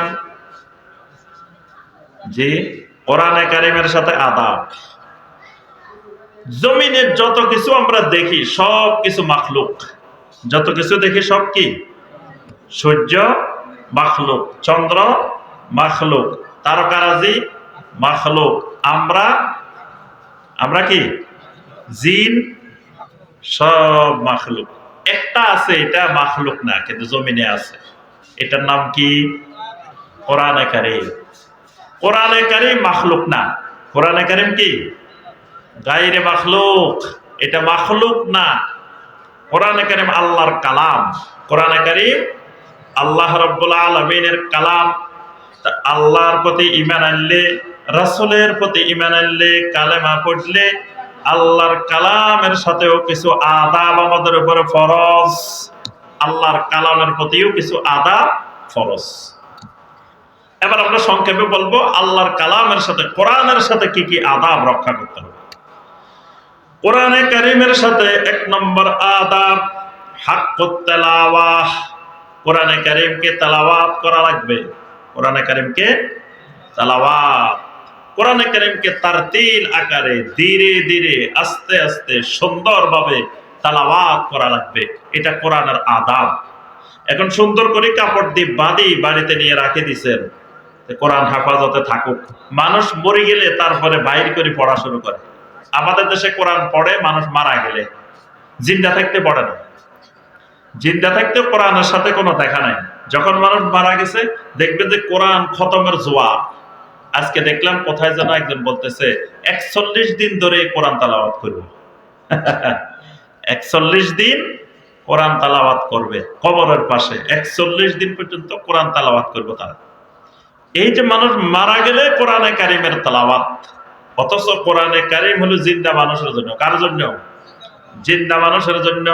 এই জন্য কোরআনে কারীমের প্রথম আদাব, কোরআনে কারীমকে তেলাওয়াত করতে হবে প্রতিদিন, নিয়মিত তেলাওয়াত করতে হবে। ওয়ারাত্তিলিল কুরআনা তারতিলা, আল্লাহর নির্দেশ কোরআনকে ধীরে ধীরে তারতিল আকারে তেলাওয়াত করো। কোরআনে কারীমের অন্যতম হক, অন্যতম অধিকার আদাব তেলাওয়াত। এজন্য আল্লাহ রাব্বুল আলামিন নবীকে 4টা কাজ দিয়ে পাঠাইছেন। প্রথম কাজটাই হলো ইয়াতলু আলাইহিম আয়াতিহি, আল্লাহর আয়াতকে নবী তেলাওয়াত করেন, তেলাওয়াত করে দুনিয়ার মানুষকে শোনান। এজন্য 1 নম্বরে কোরআনে কারীম তেলাওয়াত করতে হবে। 2 নম্বর, কোরআনে কারীম তেলাওয়াতের পরে কোরআনে কারীম নিয়ে তাদাব্বুর করতে হবে। তাদাব্বুর বুঝেন? তাদাব্বুর মানে চিন্তা ফিকির করতে হবে। কোরআনের এই কথাটার মধ্যে আল্লাহ আমাকে কি বলছেন, এই কথাটা কেমনে বাস্তবায়ন করতে হবে, কেমনে আমার পরিবারে ঢুকাবো, কেমনে আমার সমাজে ঢুকাবো, কেমনে আমার রাষ্ট্রে ঢুকাবো, কেমনে সারা পৃথিবীর মানুষ আমার আল্লাহর এই কথাটা মেনে চলে, এটা নিয়ে তাদাব্বুর করা লাগবে, চিন্তা ফিকির করা লাগবে। আল্লাহ রাব্বুল আলামিন বলেন, কিতাবুন আনসালনাহু ইলাইকা মুবারাকুন লিয়াদাব্বারু আয়াতি, আমি তো এই কিতাবকে বরকতময় করে নাজিল করছি এই কারণে যাতে তোমরা এই কিতাবের আয়াতগুলোকে তাদাব্বুর করো। লিয়াদাব্বারু, তাদাব্বুরের জন্য নাজিল করছি। কোরআন যদি তাদাব্বুর না করা হয় অন্তরের মধ্যে তালা লাগে যায়। আফালা ইয়াতাদাব্বারুনাল কোরআন আম আলা কুলুবিন আকফালুহা, আল্লাহ বলেন তারা কোরআন নিয়ে কেন তাদাব্বুর করে না, তাদের অন্তরে কি তালা লেগে গেছে নাকি? তাহলে কোরআনের 2 নম্বর আদাব কি? তাদাব্বুর করা। 3 নম্বর আদাব কোরআনের তালিমের ব্যবস্থা করা। কোরআনে কারিম খালি নিজে শিখবো তা না, কোরআনে কারিম শেখানোরও ব্যবস্থা করতে হবে। খায়রুকুম মান তাআল্লামাল কোরআনা ওয়া আল্লামা, ওই মানুষগুলাই সেরা মানুষ যে মানুষগুলা কোরআন শিখে আর শিখায়। তাহলে কোরআন শিখতেও হবে, কোরআন শিখাইতেও হবে। এই জন্য কোরআনে কারিমের তালিমের ব্যবস্থা করতে হবে। কোরআনে কারিমের আদাব, কোরআনে কারিম যা বলবে সেগুলো আমল করতে হবে। এটা কোরআনে কারিমের সাথে আদাব। কোরআনে আছে শরিয়া মানতে হবে, আমি কই শরিয়া মানি না। কোরআনের সূরা আল জাসিয়ার 23 নম্বর আয়াত, সুম্মা জাআলনাকা আলা শারিআতিন মিনাল আমরি ফাত্তাবিহা, ও নবী আমি আপনাকে একটা শরীয়ত দিছি, শরীয়ত মেনে চলেন, শরীয়তের ইত্তেবা করেন। এখন কেউ যদি কয় আমি শরিয়া মানি না, কোরআনের সাথে বেয়াদবি। কিসের সাথে বেয়াদবি? কোরআনে কারিমের সাথে বেয়াদবি। শরিয়া মানা ফরজ। কোরআনে কারিমের মধ্যে যত আইন কানুন, যত বিধিবিধান, যত আমলের কথা আছে এগুলো আমল করাও ফরজ। এই কারণে কোরআনের আদাব, কোরআনে যা বলছে এগুলো আমল করা, কোরআনের সমস্ত কিছুকে মেনে নেওয়া, কোরআনের এগুলোকে আমল করা। কোরআনে কারিমের সাথে আদাব, কোরআনে কারিমের তাবলীগ করা, কোরআনের প্রচার প্রসার করা।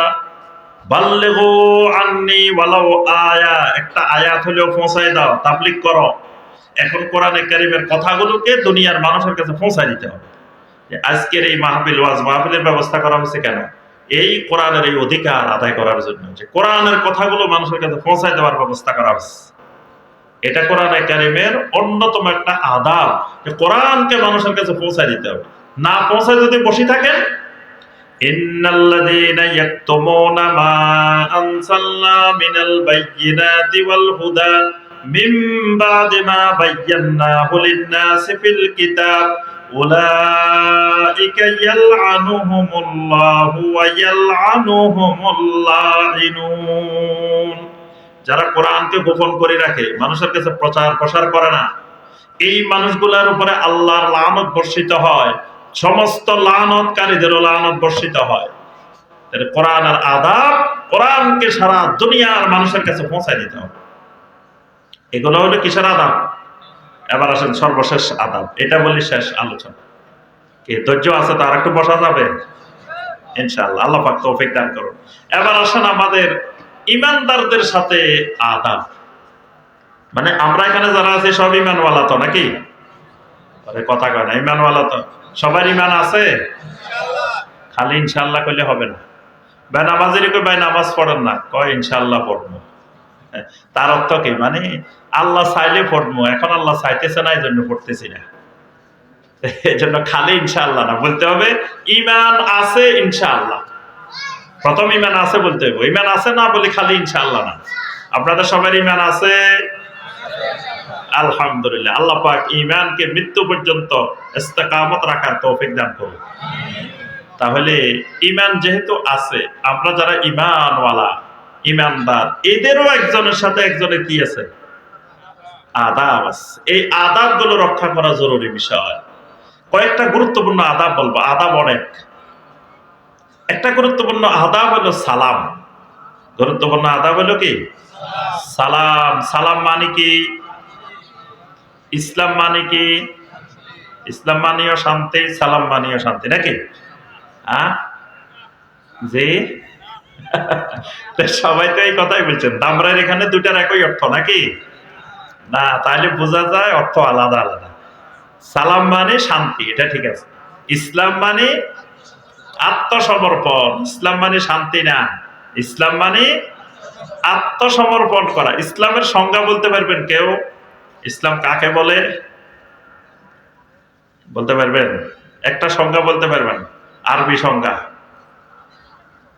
দেখেন দুনিয়াতে কি এক জাতি আমরা, যে জাতি নিজের ইসলাম কাকে বলে ওইটা জানি না।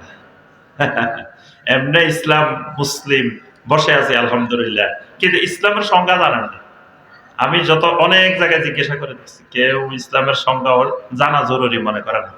আমাকে যদি আপনি জিজ্ঞেস করেন, সাহেব আপনার নামের সাথে আছে সহযোগী অধ্যাপক, তো সহযোগী অধ্যাপক কাকে বলে? আমি বললাম যে জানি না। তো তাহলে আপনারা কি করবেন? এটা কি প্রফেসর? এটার নামের সাথে আছে অ্যাসোসিয়েট প্রফেসর, এটা প্রফেসর কারে কয় এটাই জানা না, তো এটা প্রফেসর হইলো কেমন? কি এটা বলবেন না? এখন আপনি মুসলমান, আপনি মুসলিম, আপনারা বললেন যে ভাই মুসলিম কাকে বলে, সংজ্ঞাটা কোন, মুসলিম কি জিনিস? আপনি সংজ্ঞা না করতে পারলে তো কেমন মুসলিম? এই জন্য সংজ্ঞাটা মুখস্থ করবেন। আল ইসলাম ওয়াল ইসতিসলামু লিল্লাহি বিত-তাওহীদ। ইসলামটা হলো তাওহীদের সাথে আল্লাহর কাছে আত্মসমর্পণ করা। ওয়াল ইনকিয়াদু লাহু বিত-তাআ, আল্লাহর আনুগত্যটাকে নিজের জন্য পরিহার্য করে নেওয়া। ওয়াল বারাআতু মিনাশ শিরকি ওয়া আহলিহি, শিরিক এবং শিরিককারী থেকে নিজেকে মুক্ত করা, বিচ্ছিন্ন করা, এটার নাম ইসলাম। এটার নাম ইসলাম। আচ্ছা আসেন, এক নম্বর আদব হলো এক মুসলিম আরেক মুসলিমের কি দিবে? কেমনে সালাম দিবে? সালাম আলাইকুম। কেমনে দিবে? আসসালামু আলাইকুম। বর্তমানে সালাম কিন্তু পরিবর্তন হয়ে গেছে। বর্তমানে কেউ আসসালামু আলাইকুম বলে না, কয় সালাম আলাইকুম। একেবারে সংক্ষেপে সালাম আলাইকুম। এটা ইহুদিদের সালাম। ইহুদিরা নবী সাল্লাল্লাহু আলাইহি ওয়াসাল্লামের কাছে এসে বলতো সালাম আলাইকুম, আসসালামু আলাইকুম, এইভাবে বলতো। সালাম আলাইকুম মানে আপনার মৃত্যু হোক, ধ্বংস হোক, আর আসসালামু আলাইকুম আপনার উপরে শান্তি বর্ষিত হোক। তাহলে এক মুসলিম আরেক মুসলিমের সবসময় শান্তি কামনা করবে, কিন্তু এখন আবার শান্তি কামনা করে না। দেখবে যে আরেক মুসলিম শান্তিতে আছে, এটা তার কাছে ভালো লাগে না। কেমনে তার মধ্যে অশান্তি সৃষ্টি করা যায়, এর পরিবারে অশান্তি করা যায়, ঝগড়াঝাটি লাগাই দেওয়া যায়, এই চেষ্টায় অনেক মুসলমান ব্যস্ত থাকে। কিন্তু এক মুসলিমের সাথে আরেক মুসলিমের আদাব হলো সবসময় এক মুসলিম আরেক মুসলিমের শান্তি কামনা করবে। এজন্য এক মুসলিম আরেক মুসলিমের জন্য দোয়া করবে। এক মুসলিম আরেক মুসলিমের সাথে দেখা হইলে তাকে সালাম দিবে। সালাম দিবে না নিবে? জি। এখন কিন্তু সবাই নেওয়ার জন্য বসে থাকে, দেওয়ার জন্য রেডি থাকে না। সবাই ওয়ালাইকুম আসসালাম বলার জন্য রেডি আছে, কিন্তু আসসালামু আলাইকুম বলার জন্য রেডি থাকে না। কিন্তু নবী সাল্লাল্লাহু আলাইহি সাল্লামের সুন্নাহ হলো, অভ্যাস হলো কি? সালাম দেওয়া, নেওয়ার জন্য বসে থাকে না। নবী সাল্লাল্লাহু আলাইহি সাল্লাম স্ত্রীদেরকে আগে সালাম দিতেন। নবী সাল্লাল্লাহু আলাইহি ওয়াসাল্লাম ছেলে মেয়েদেরকে আগে সালাম দিতেন। নবী সাল্লাল্লাহু আলাইহি ওয়াসাল্লাম সাহাবায়ে কেরামদেরকে আগে সালাম দিতেন। নবী সাল্লাল্লাহু আলাইহি ওয়াসাল্লাম কাজের লোকদেরকে, গোলামদেরকে, তাদেরকে আগে সালাম দিতেন। শিশুদেরকে আগে সালাম দিতেন। এটাই ছিল নবী সাল্লাল্লাহু আলাইহি ওয়াসাল্লামের সুন্নাহ। এখন আমাদের মুখ থেকে সালাম বাহির হয় না। দেখবে সালাম উঠে গেছে, অনেক কমে গেছে। রাস্তাঘাটে এখন সালাম দেখা যায় না। আগে কিন্তু মুরব্বীদেরকে দেখলে মানুষ সালাম দিত। মুরব্বীদেরকে দেখলে বাচ্চারা, যুবকেরা সালাম দিত, আসসালামু আলাইকুম। দেখলে দূরের থেকে মুরব্বী একটা দেখলে সাইকেল থেকে নামে যেত। এখন কিন্তু সাইকেল আরো মুরব্বীর গায়ে দিয়ে তুলি দেয়। মুরব্বীর সামনে সিগারেট টানা দাঁড়ায় দাঁড়ায়। আগে মুরব্বী দেখলে কেউ সিগারেট খাইলেও ফালাই দিত, আলেম ওলামা দেখলে পিছনের দিকে ফালাই দিত। এখন আরো খায়, দোয়াটা আলেম ওলামার দিকে মানে এখন অনেক পরিবর্তন হয়ে গেছে। তার অর্থ ইসলাম থেকে, নৈতিকতা থেকে, আখলাক থেকে দূরে সরে গেছে মুসলমান। তাহলে এক মুসলিম আরেক মুসলিমের সাথে আদাব সালাম দেওয়া, সালাম না দেওয়াটা বেয়াদবি। সালাম না দেওয়াটা, আল্লাহ রাসূল সাল্লাল্লাহু আলাইহি ওয়াসাল্লাম বলেন, লা তাদখুলুনাল জান্নাতা হাত্তা তুমিনু, ততক্ষণ পর্যন্ত একজনও জান্নাতে যেতে পারবে না যতক্ষণ পর্যন্ত না ঈমান না আনবে। ঈমান ছাড়া জান্নাত নাই। ঈমান আছে জান্নাত আছে, ঈমান নাই জান্নাত নাই। ওয়ালা তুমিনু হাত্তা তাহাব্বু, ততক্ষণ কেউ ঈমানদার হতে পারবে না যতক্ষণ পর্যন্ত না একজন আরেকজনকে মহব্বত না করবে, ভালো না বাসবে। নবী সাল্লাল্লাহু আলাইহি ওয়াসাল্লাম বলেন, আওয়ালা আদুল্লুকুম আলা শাইইন ইযা ফাআলতুমুহু তাহাবাবতুম বাইনাকুম, আমি কি তোমাদেরকে এমন কিছু জিনিস দেখাই দিব না যে জিনিস করলে তোমাদের মধ্যে মহব্বত বাড়ে যাবে? আফশুস সালামা বাইনাকুম, তোমাদের মধ্যে বেশি বেশি করে সালামের প্রচার প্রসার ঘটাও, খালি সালাম দাও। ঘরে ঢোকার সময় সালাম, আহলের উপরে কি দিতে হবে? সালাম। ঘরে ঢোকার সময় যখন সালাম দিবেন আহলের উপরে, আল্লাহ রাব্বুল আলামিন ওই ঘরের মধ্যে বারাকা দিয়ে দেন। ওই ঘরের মধ্যে আল্লাহ বারাকা দেন। ঘরে ঢোকার সময় যখন সালাম দিয়ে জিকিরের সাথে ঘরে ঢুকেন, শয়তান আগে এসে বসে রয়েছে ঘরের মধ্যে। শয়তান যখন শুনে কিরে এই ঘরের মানুষ দেখে সালাম দিয়ে দিয়ে ঘরে ঢুকে, শয়তান কয় লা মাবিতা লাকুম, সুবিধা মনে হইতেছে না, এই ঘরে মনে হয় রাত্রে থাকা যাবে না, এই ঘরে সুবিধাজনক মনে হইতেছে না। কারণ এই ঘরের মানুষ ঢুকার সময় কি করে? সালাম দিয়ে দিয়ে ঘরে ঢুকে। আচ্ছা, তারপরে বাকিরা কয় আর একটু অপেক্ষা করে দেখো না, দেখি কি অবস্থা হয়। কতক্ষণ পরে দেখে এই ঘরের মানুষেরা খাইতে বসছে, খাইতে বসে কয় বিসমিল্লাহ, খাইতে বসে কয়। এবার শয়তান উঠে কয় লা মাবিতা লাকুম ওয়ালা আশা আলাকুম, আরে যে ঘরে আসছি এই ঘরে তো থাকারও জায়গা নাই, খাওয়াও নাই, খাওয়াও নাই, থাকাও নাই, তাড়াতাড়ি বাইরো, এই ঘরে থাকা যাবে না। কারণ এই ঘরের মানুষগুলো কি করে? খালি বিসমিল্লাহ বলে আল্লাহর জিকির করে, সালাম দিয়ে ঘরে ঢুকে, এই ঘরের নিরাপদ জায়গা না। কিন্তু যে ঘরের মানুষের মুখে দিয়ে সালামও বাহির হয় না, যে ঘরের মানুষের মুখে দিয়ে জিকিরও বাহির হয় না, যে ঘরে কোরআনে কারিমের তেলাওয়াতও নাই, যে ঘরে খাইতে বসলে বিসমিল্লাহ বলিও খায় না, বাম হাত দিয়ে দিয়ে খায়। শয়তান কোন হাতে খায়? ইন্নাশ শাইতানা ইয়াকুলু বিশিমালিহি ওয়া ইয়াশরাবু বিশিমালিহি। নবী সাল্লাল্লাহু আলাইহি ওয়াসাল্লাম বলেন শয়তান বাম হাতে খায়, বাম হাতে পান করে। এই ঘরের মানুষ বাম হাত দিয়ে খায়। শয়তান কয় দোস্তর করে পাইছি, এই ঘরে সুন্দর একটা থাকারও জায়গা পাইছি, খাওয়ারও জায়গা পাইছি। শয়তান এখানে আস্থানা করে। এই জন্য ঘরে ঢুকতে কি দিতে হবে? মসজিদে ঢুকবেন, কি দোয়া পড়ে ঢুকবেন? বিসমিল্লাহ ওয়াসসালাতু ওয়াসসালামু আলা রাসূলিল্লাহ, আল্লাহুম্মা ইফতাহ লি আবওয়াব রাহমাতিক, আল্লাহুম্মা গফিরলি যুনুবি, আউযু বিল্লাহিল আযীম ওয়া বিওয়াজহিহিল কারীম ওয়া বিসুলতানিহিল কাদীম মিনাশ শাইতানির রাজীম। এগুলো মসজিদে ঢোকার দোয়া। তাহলে মসজিদে ঢুকতেও আগে ওয়াসসালাতু ওয়াসসালামু আলা রাসূলিল্লাহ। তাহলে বোঝা গেল সবসময় কি থাকতে হবে জবানে? সালাম। নবী সাল্লাল্লাহু আলাইহি ওয়াসাল্লামকে জিজ্ঞাসা করলো এক সাহাবী, আইয়ুল ইসলামে খায়র, ইসলামের মধ্যে কল্যাণকর জিনিস কোনটা? নবী সাল্লাল্লাহু আলাইহি ওয়াসাল্লাম দুটা জিনিস বললেন। একটা হলো খালি খাওয়াও, খাওয়াইতে থাকো, যাকে পাও তাকে কি করো? খাওয়াও। আর একটা হলো যাকে পাও তাকে খালি সালাম দাও। বর্তমানে খানাও বন্ধ হয়েছে, সালামও বন্ধ হয়েছে। কি মানুষ খানা কম খাওয়ায়, দাওয়াতে কাজ করতে হলে খালি খাওয়াইতে হইব। বেনামাজি যা আছে এই সমাজে, এই আপনাদের এদিকে মনে বেনামাজি নেই? আছে নেই? কয় না আছে নেই? আছে। তো বেনামাজিরে প্রথম করবেন খালি খাওয়াইবেন। কি করতে হইব? যখনই দেখা হইব একজনে 10 জনের টার্গেট নিবেন। একজনে এই জানুয়ারি মাস আসছে না, ডিসেম্বর পর্যন্ত 10 জন করে করে টার্গেট নিবেন।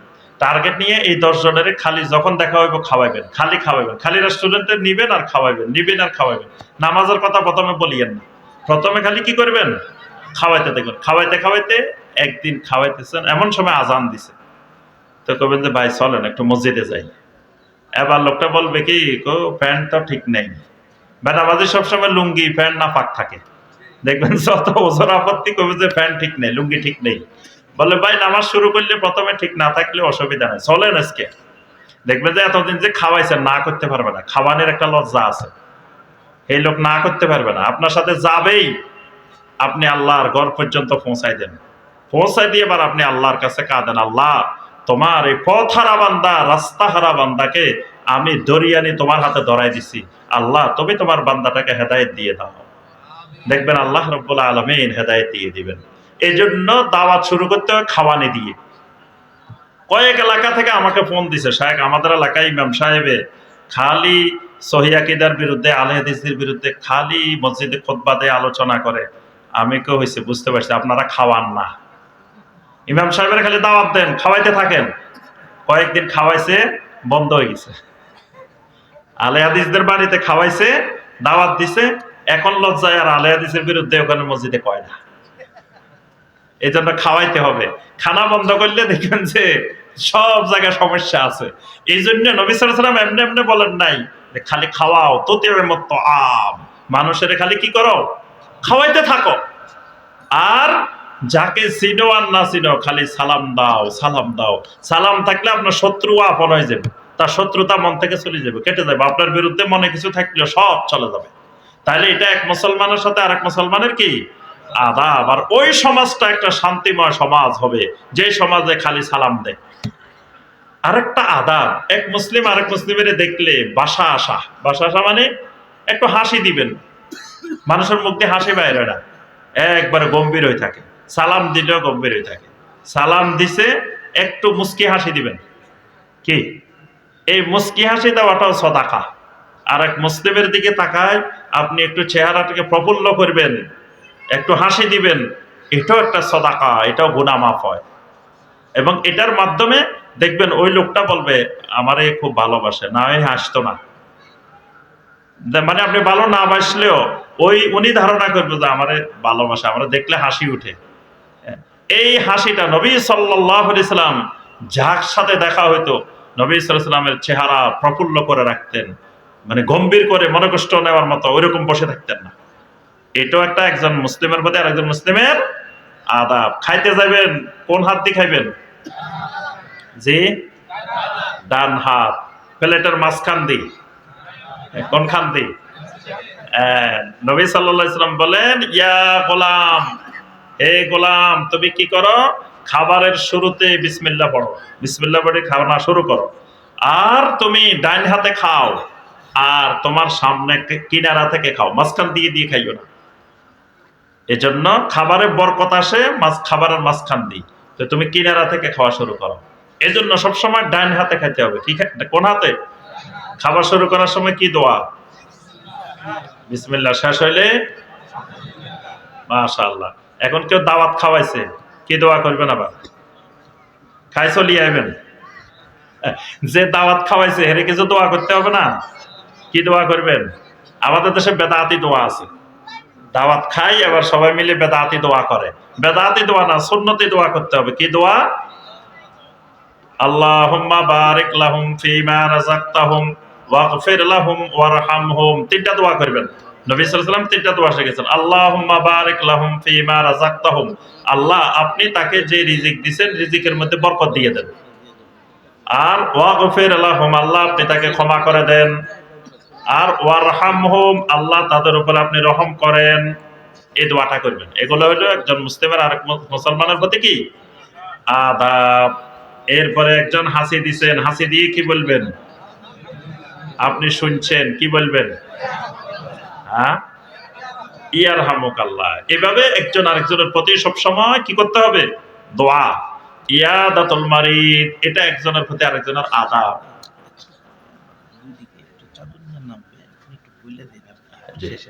ইনশাআল্লাহ। আরেকটা হলো ইয়াদাতুল মারিদ, রোগী দেখতে যাওয়া, রোগীর সেবা শুশ্রূষা করা, রোগীর খোঁজ খবর নেওয়া। এটাও এক মুসলিমের প্রতি আরেক মুসলিমের হক, এক মুসলিমের প্রতি আরেক মুসলিমের অধিকার। এখন মানুষ রোগী দেখতে যায় না। আগে কিন্তু মানুষ যদি শুনতো এই গ্রামে অমুক অসুস্থ, মানুষ সবাই দেখতে যাইতো। এই দেখতে যাওয়া এটা একটা ইবাদত, এটা একটা সওয়াবের কাজ। এক মুসলিম আরেক মুসলিমের খোঁজ খবর নেওয়া, দেখতে যাওয়া, রোগীর কাছে যাওয়া। নবী সাল্লাল্লাহু আলাইহি সাল্লাম বলেন এক মুসলিম যখন আরেক মুসলিম রোগীকে দেখতে যায় তখন সেই যেন খরফাতুল জান্নাহ সংগ্রহ করতে থাকে। সাহাবায়ে কেরাম বলেন ইয়া রাসূলুল্লাহ সাল্লাল্লাহু আলাইহি ওয়াসাল্লাম খরফা আবার কি? নবী সাল্লাল্লাহু আলাইহি ওয়াসাল্লাম বলেন জানাহা, জান্নাতের ফলমূল সংগ্রহ করতে থাকে। মানে ইমানদারকে দেখতে যাওয়া মানে সে জান্নাতের ফলমূল সংগ্রহ করতেছে। জান্নাতের ফলমূল কি রকম? জান্নাতের ফল যেগুলা, এগুলা আপনি কষ্ট করে পাড়া লাগবে না, এখানে বসে থাকবেন, খাইতে মন চাইবো চলে আসবেন। আল্লাহু আকবার। আপনি যে কষ্ট করে উঠি এগুলো পাইবেন, দেখবেন পেয়ারা পাখি রয়েছে গাছের মধ্যে, কিন্তু পারা যায় না, অনেক কষ্ট আছে। কারণ পেয়ারা গাছের ডাল নরম, উঠলে ভাঙ্গিও যাইতে পারে, নিচের থেকে পাইতেছিও না, কিন্তু পেয়ারা পাখি রয়েছে। জান্নাতের মধ্যে এই কষ্ট নাই। জান্নাতের মধ্যে খালি খাইতে মন চাইছে চলে এসছে। আবার এক কামড় দিছেন এক স্বাদ, আরেক কামড় দিছেন আরেক স্বাদ, আরেক কামড় দিছেন আরেক স্বাদ। এক ফলের ভিতরে 20-30 রকমের স্বাদ। সুবহানাল্লাহ। এই জান্নাতের ফল রোগী যত দেখতে যাবেন তত আপনার জন্য জান্নাতের মধ্যে ফল জমা হইতেছে। সুবহানাল্লাহ। নবী সাল্লাল্লাহু আলাইহি ওয়াসাল্লাম বলেন সকালবেলায় কেউ যদি একজন মুসলিমকে দেখতে যায়, রোগীর সেবা শুশ্রূষা করতে যায়, 70,000 ফেরেশতা তার জন্য সন্ধ্যা পর্যন্ত দোয়া করতে থাকেন। সুবহানাল্লাহ। সন্ধ্যাবেলায় যদি একজন রোগীর সেবা শুশ্রূষা করতে যায়, খোঁজ খবর নিতে যায়, সকাল পর্যন্ত 70,000 ফেরেশতা তার জন্য দোয়া করতে থাকেন। সুবহানাল্লাহ। রোগী দেখতে গেলে কি দোয়া পড়বেন? যে রোগী দেখার কোন দোয়া আছে না? লা বাসা তাহুরুন ইনশাআল্লাহ। তারপরে দোয়া করবেন আল্লাহুম্মা আযহিবিল বাস রাব্বান নাস ওয়াশফি আনতা শাফি লা শিফাআ ইল্লা শিফাউক শিফাআন লা ইউগাদিরু সাকামা। এই দোয়াগুলো করা, এটাও এক মুসলিমের প্রতি আরেক মুসলিমের কি আদাব, এটাও একটা হক। আরেকটা হলো ইত্তেবাউল জানায়েজ। কোন মুসলিম মারা গেছে, তার জানাজায় হাজির হওয়া। নবী সাল্লাল্লাহু আলাইহি ওয়াসাল্লাম বলেন, মান শাহিদাল জানাজা হাত্তা তুদফানা, দাফন করা পর্যন্ত কেউ যদি জানাজায় হাজির হয়, ফালাহু কিরাত, তার জন্য এক কিরাত পরিমাণ সওয়াব। সুবহানাল্লাহ। এমনকি কেউ যদি দাফন শেষ করা পর্যন্ত থাকে, তার জন্য কিরাতান, 2 কিরাত।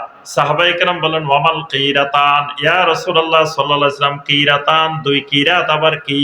নবী সাল্লাল্লাহু আলাইহি ওয়াসাল্লাম বলেন, কিরাতান হলো আল জাবালাইনিল আযীমাইন, বড় বড় বিশাল বিশাল 2টা পাহাড়ের সমান। সুবহানাল্লাহ। তাহলে জানাজায় উপস্থিত হওয়া, মাইয়িতের জন্য দোয়া করা, এটাও একজন মুসলিমের প্রতি আরেক মুসলিমের আদাব। আরেকটা গুরুত্বপূর্ণ আদাব হলো যখন আব্বা আম্মার প্রতি আদব রক্ষা করা। আব্বা আম্মার সাথেও আদাব, আব্বা আম্মার সাথে আদাব। আব্বা আম্মার সাথে আদাব কি? আব্বা আম্মার খেদমত করা, আব্বা আম্মার কথা শোনা, আব্বা আম্মার কি কি দরকার এগুলোর ব্যবস্থাপনা করা, আব্বা আম্মার ওষুধ দরকার ওষুধের ব্যবস্থা করা, খাওয়া দরকার খাওয়ার ব্যবস্থা করা, যা যা দরকার এগুলোর ব্যবস্থাপনা করা, এগুলো আব্বা আম্মার প্রতি কি আদাব। আল্লাহর জমিনে আল্লাহর পরে যেই মানুষগুলা সবচাইতে বেশি হুসনে সোহবত, মান আহাক্কুন নাসি বিহুসনি সাহাবাতি, এক সাহাবী এসে বলেন, ইয়া রাসূলুল্লাহ সাল্লাল্লাহু আলাইহি ওয়াসাল্লাম, কোন মানুষটা আমার কাছে সবচাইতে বেশি সুন্দর আচরণ, সুন্দর সাহচর্য পাওয়ার অধিকারী? নবী সাল্লাল্লাহু আলাইহি ওয়াসাল্লাম 3 বার বলছেন কি? তোমার মা, তোমার মা, তোমার মা। তারপরে কে? তোমার বাবা। বাজারে গেলে, যে কোনো জায়গায় গেলে খরচ করা যখন শুরু করবেন, 1 নম্বর খরচটা মা বাবার জন্য। ইয়াসআলুনাকা মাযা ইউনফিকুন কুল মা আনফাকতুম মিন খায়রিন ফালিল ওয়ালিদাইন। আল্লাহ পাক বলেন, যখন তোমরা খরচ করবা, প্রথম খরচ হবে ফালিল ওয়ালিদাইন, মা বাবার জন্য। এজন্য বাজারে যাই আগে আপনার মায়ের কোন জিনিসটা লাগে এটা সবার আগে কিনে ফেলবেন, বাপের কোন জিনিসটা লাগবে এটা আগে। তবে খবরদার, মায়ের জন্য কিন্তু জর্দা কিনা যাবে না। কি কিনা যাবে না? বাজারে যায় মা জর্দা খায়, হাকিমপুরি জর্দা, আগে যায় জর্দাটা কিনে ফেললাম, এই কাজ করা যাবে না। বাপে সিগারেট খায়, বাপের জন্য সিগারেটটা কিনে ফেললাম, এই কাজও করা যাবে না, এগুলো কিনা যাবে না। কিন্তু বাবা যে জিনিস পছন্দ করে, বাবা যে মাছটা পছন্দ করে, আগে যাবে মাছটা কিনে ফেলাম। তারপরে মা যে জিনিস পছন্দ করে, মার জন্য সেই জিনিসটা কিনে ফেলান। এরপরে যাই এবার পরিবারের অন্যদের জন্য কিনে। ঈদের বাজার করতে গেছেন, আগে বাপেরটা কিনে ফেলান, মায়েরটা কিনে ফেলান।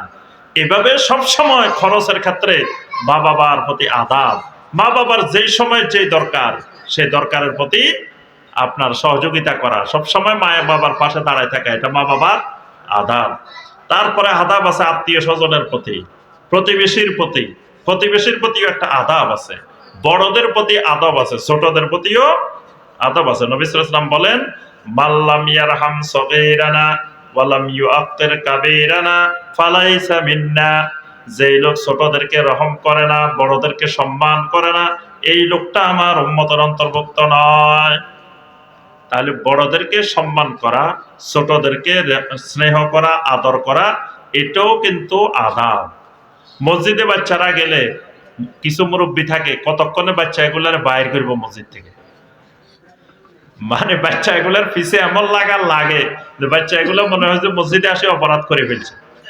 এর জন্য এই কাজ করা যাবে না। এরা আমাদের পরবর্তী মুসল্লি, পরবর্তী জেনারেশন। এদেরকে যদি আমরা মুসল্লি বানায় না যাই তো পুরো সমাজ ধ্বংস হয়ে যাবে। এই কারণে এদেরকে আরো মসজিদে আনার জন্য, মসজিদে আসলে চকলেট খাওয়াইবেন, মসজিদে আসলে বাচ্চার করে খানা দিবেন, চকলেট খাওয়াইবেন, বিভিন্ন কিছু খাওয়াইবেন, যাতে বাড়িতে না থাকে আরো মসজিদে আসে। আর এরা যদি ডিস্টার্ব করে, এদেরকে এক জায়গায় দিলে তো ডিস্টার্ব করবে। আপনি ভাগ করে দেন, ফাঁকে ফাঁকে নেন, এখান দিয়ে একটা দাঁড় করান, এখান দিয়ে একটা দাঁড় করান, ওখান দিয়ে একটা দাঁড় করান, দেখবেন আর দুষ্টামি করবে না। কিন্তু এরা যখন সবগুলো এক জায়গায় একত্রে দাঁড়ায় তখন তো দুষ্টামি করবেই।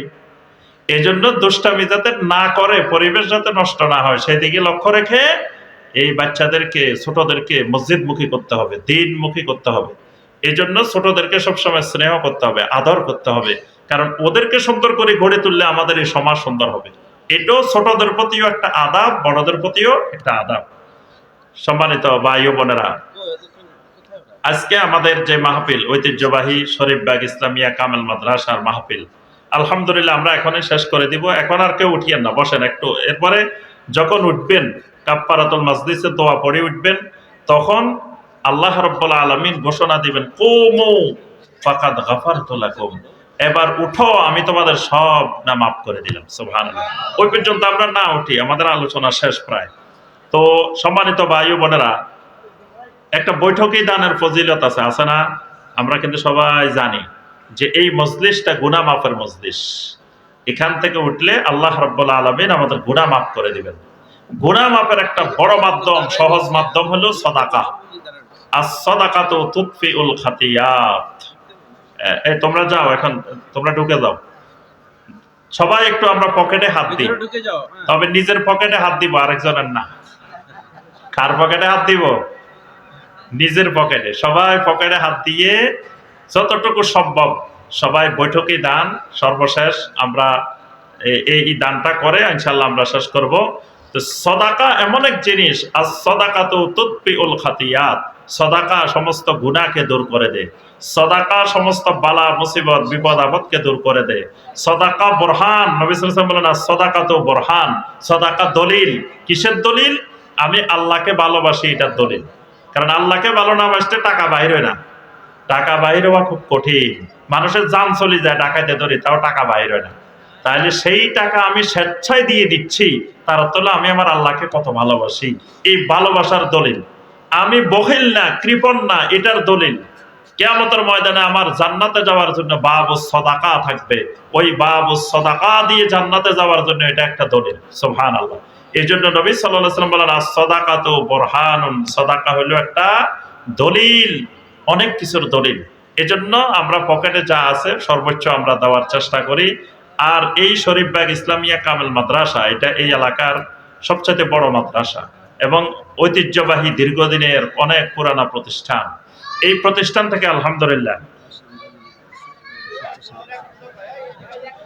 যে আমাদের মা বোনদের কাছেও আমাদের স্বেচ্ছাসেবকেরা যাচ্ছেন, ওখানেও আপনারা ইনশাল্লাহ, আমার মা বোনেরা ওখানেও আপনারা দান করবেন। আপনারাও যা আছে সাথে আপনারাও ইনশাআল্লাহ সাদাকা করে যাবেন। জি, ও বাহিরে কাউন্টারও আছে, ওখানেও আপনারা দিয়ে যেতে পারবেন। আর আজকে তো দিবেন, কিন্তু আজকের এই দেওয়া শেষ না। সব সময় এই মাদ্রাসার আমরা খাদেম হব। কি হব? কথা কয় না, রাজি নেই মনে হয়। এই মাদ্রাসার কি হব? খাদেম। মাদ্রাসার খাদেম হয়ে থাকতে পারলে কিয়ামতের ময়দানে অনেক লাভ হবে। খাদেম হলে কি করব? খাদেমের করণীয় কি?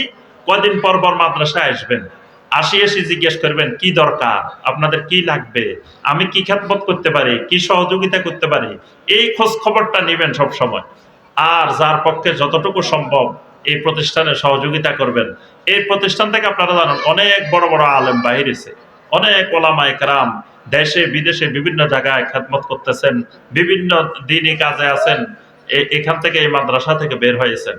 তো এই মাদ্রাসা থেকে যাতে বিজ্ঞ আলেম তৈরি হয়, বড় বড় আলেম তৈরি হয়। তো ফুল বাগানের যদি পরিচর্যা না হয়, বাগান থেকে ফুল ফুটবে কেমনে? ফুল কি এমনি এমনি ফুটে? আলেম তৈরি করা অনেক কঠিন কাজ, অনেক কঠিন, খালি কঠিন না। আলেম তৈরি করা এটা অনেক কঠিন কাজ। এটার পিছনে অনেক শ্রম, অনেক মেধা, অনেক কিছু বিনিয়োগ করতে হয়। এই জন্য আমরা সবাই প্রতিষ্ঠানের খাদেম হব এবং সবসময় সহযোগিতা করার চেষ্টা করবো ইনশাআল্লাহ। আল্লাহ রাব্বুল আলামিন আমাদেরকে তৌফিক দান করুন। এখনো শেষ করি নাই, আর একটু, আর দুইটা তিনটা বলি শেষ। একটা আদাব হয়েছে নবজাতক, নতুন সন্তান হয়েছে কারো, কি দোয়া করবেন? আপনার কাছে কইলো এই ভাই অমুকের ছেলে হয়েছে, তা আপনি কি দোয়া করবেন? কোনো দোয়া করা লাগবে না। দোয়াগুলো শিখবেন, ভালো করে এগুলো শিখবেন, এগুলা আদাব, এবং এগুলার মাধ্যমে আপনারও বরকত হবে, পরিবারে বরকত হবে, সমাজে বরকত হবে। জাআলাহুল্লাহু মুবারাকান আলাইকা ওয়া আলা উম্মতে মুহাম্মাদিন সাল্লাল্লাহু আলাইহি ওয়াসাল্লাম। আচ্ছা, বিয়ে শাদীতে গেছেন, আরো বিয়েতে গেছেন, তো নবদম্পতির জন্য কি দোয়া করবেন? বারাকাল্লাহু লাকা ওয়া বারাকা আলাইকা ওয়া জামা বাইনাকুমা ফি খায়র। এইভাবে সবসময় এক মুসলিম আরেক মুসলিমের জন্য দোয়া করবেন। দেখা হলে হাইয়াক আল্লাহ, বারাকাল্লাহ ফিক, জাযাকুমুল্লাহ খায়রান, এগুলো বলবেন। থ্যাংক ইউ, ধন্যবাদ, এগুলো না বলে কি বলবো? জাযাকাল্লাহু খায়রান। তাহলে একটা সওয়াব হবে। তা আল্লাহ রাব্বুল আলামিন আমাদের সবাইকে, যে আদাবগুলোর কথা সংক্ষেপে আলোচনা করলাম, সবাইকে এই আদাবগুলো রক্ষা করার আল্লাহ পাক তৌফিক দান করুন। আল্লাহ রাব্বুল আলামিন আমাদের সবাইকে আল্লাহ রাব্বুল আলামিনের সাথে, আল্লাহ রাসূলের সাথে, কোরআনের সাথে, মুসলিমদের সাথে আদাবগুলো রক্ষা করার তৌফিক দান করুন। আল্লাহ রাব্বুল আলামিন আমাদেরকে দুনিয়া যতদিন বাঁচিয়ে রাখেন ইসলামের উপরে বেঁচে থাকার তৌফিক দিন। দুনিয়া থেকে বিদায় নেওয়ার সময় আল্লাহ পাক আমাদেরকে ঈমানের সাথে মৃত্যুবরণ করার তৌফিক দান করুন। আল্লাহ রাব্বুল আলামিন এই মাহফিলকে কবুল ও মঞ্জুর করে নিন। প্রথম থেকে শুরু করে এই পর্যন্ত যা আলোচনা হয়েছে আল্লাহ পাক আমাদেরকে আমল করার তৌফিক দান করুন। আল্লাহ পাক এই শরীফবাগ ইসলামিয়া কামেল মাদ্রাসার সকল ওস্তাদ, সকল ছাত্র ছাত্রী, সকল অভিভাবক, সকল মুহিব্বিন, সকল খাদেম, সকল সহযোগিতাকারী সবাইকে আল্লাহ রাব্বুল আলামিন কবুল ও মঞ্জুর করে নিন। আল্লাহ রাব্বুল আলামিন আমাদের সবাইকে এই মাদ্রাসার খাদেম হওয়ার তৌফিক দান করুন। আল্লাহ রাব্বুল আলামিন এই এলাকাবাসীর উপরে রহমত নাজিল করুন। আল্লাহ রাব্বুল আলামিন আমাদের জীবনের সকল গুনাহ খাতাকে মাফ করে দিন। আমিন ইয়া রাব্বাল আলামিন। আমরা কাফারাতুল মাজলিসের দোয়া যারা পারি না তারা আমার সাথে পড়েন। সুবহানাকা আল্লাহুম্মা ওয়া বিহামদিকা আশহাদু আল্লা ইলাহা ইল্লা আনতা আস্তাগফিরুকা ওয়া আতুবু ইলাইক। আসসালামু আলাইকুম ওয়া রাহমাতুল্লাহি ওয়া বারাকাতুহু।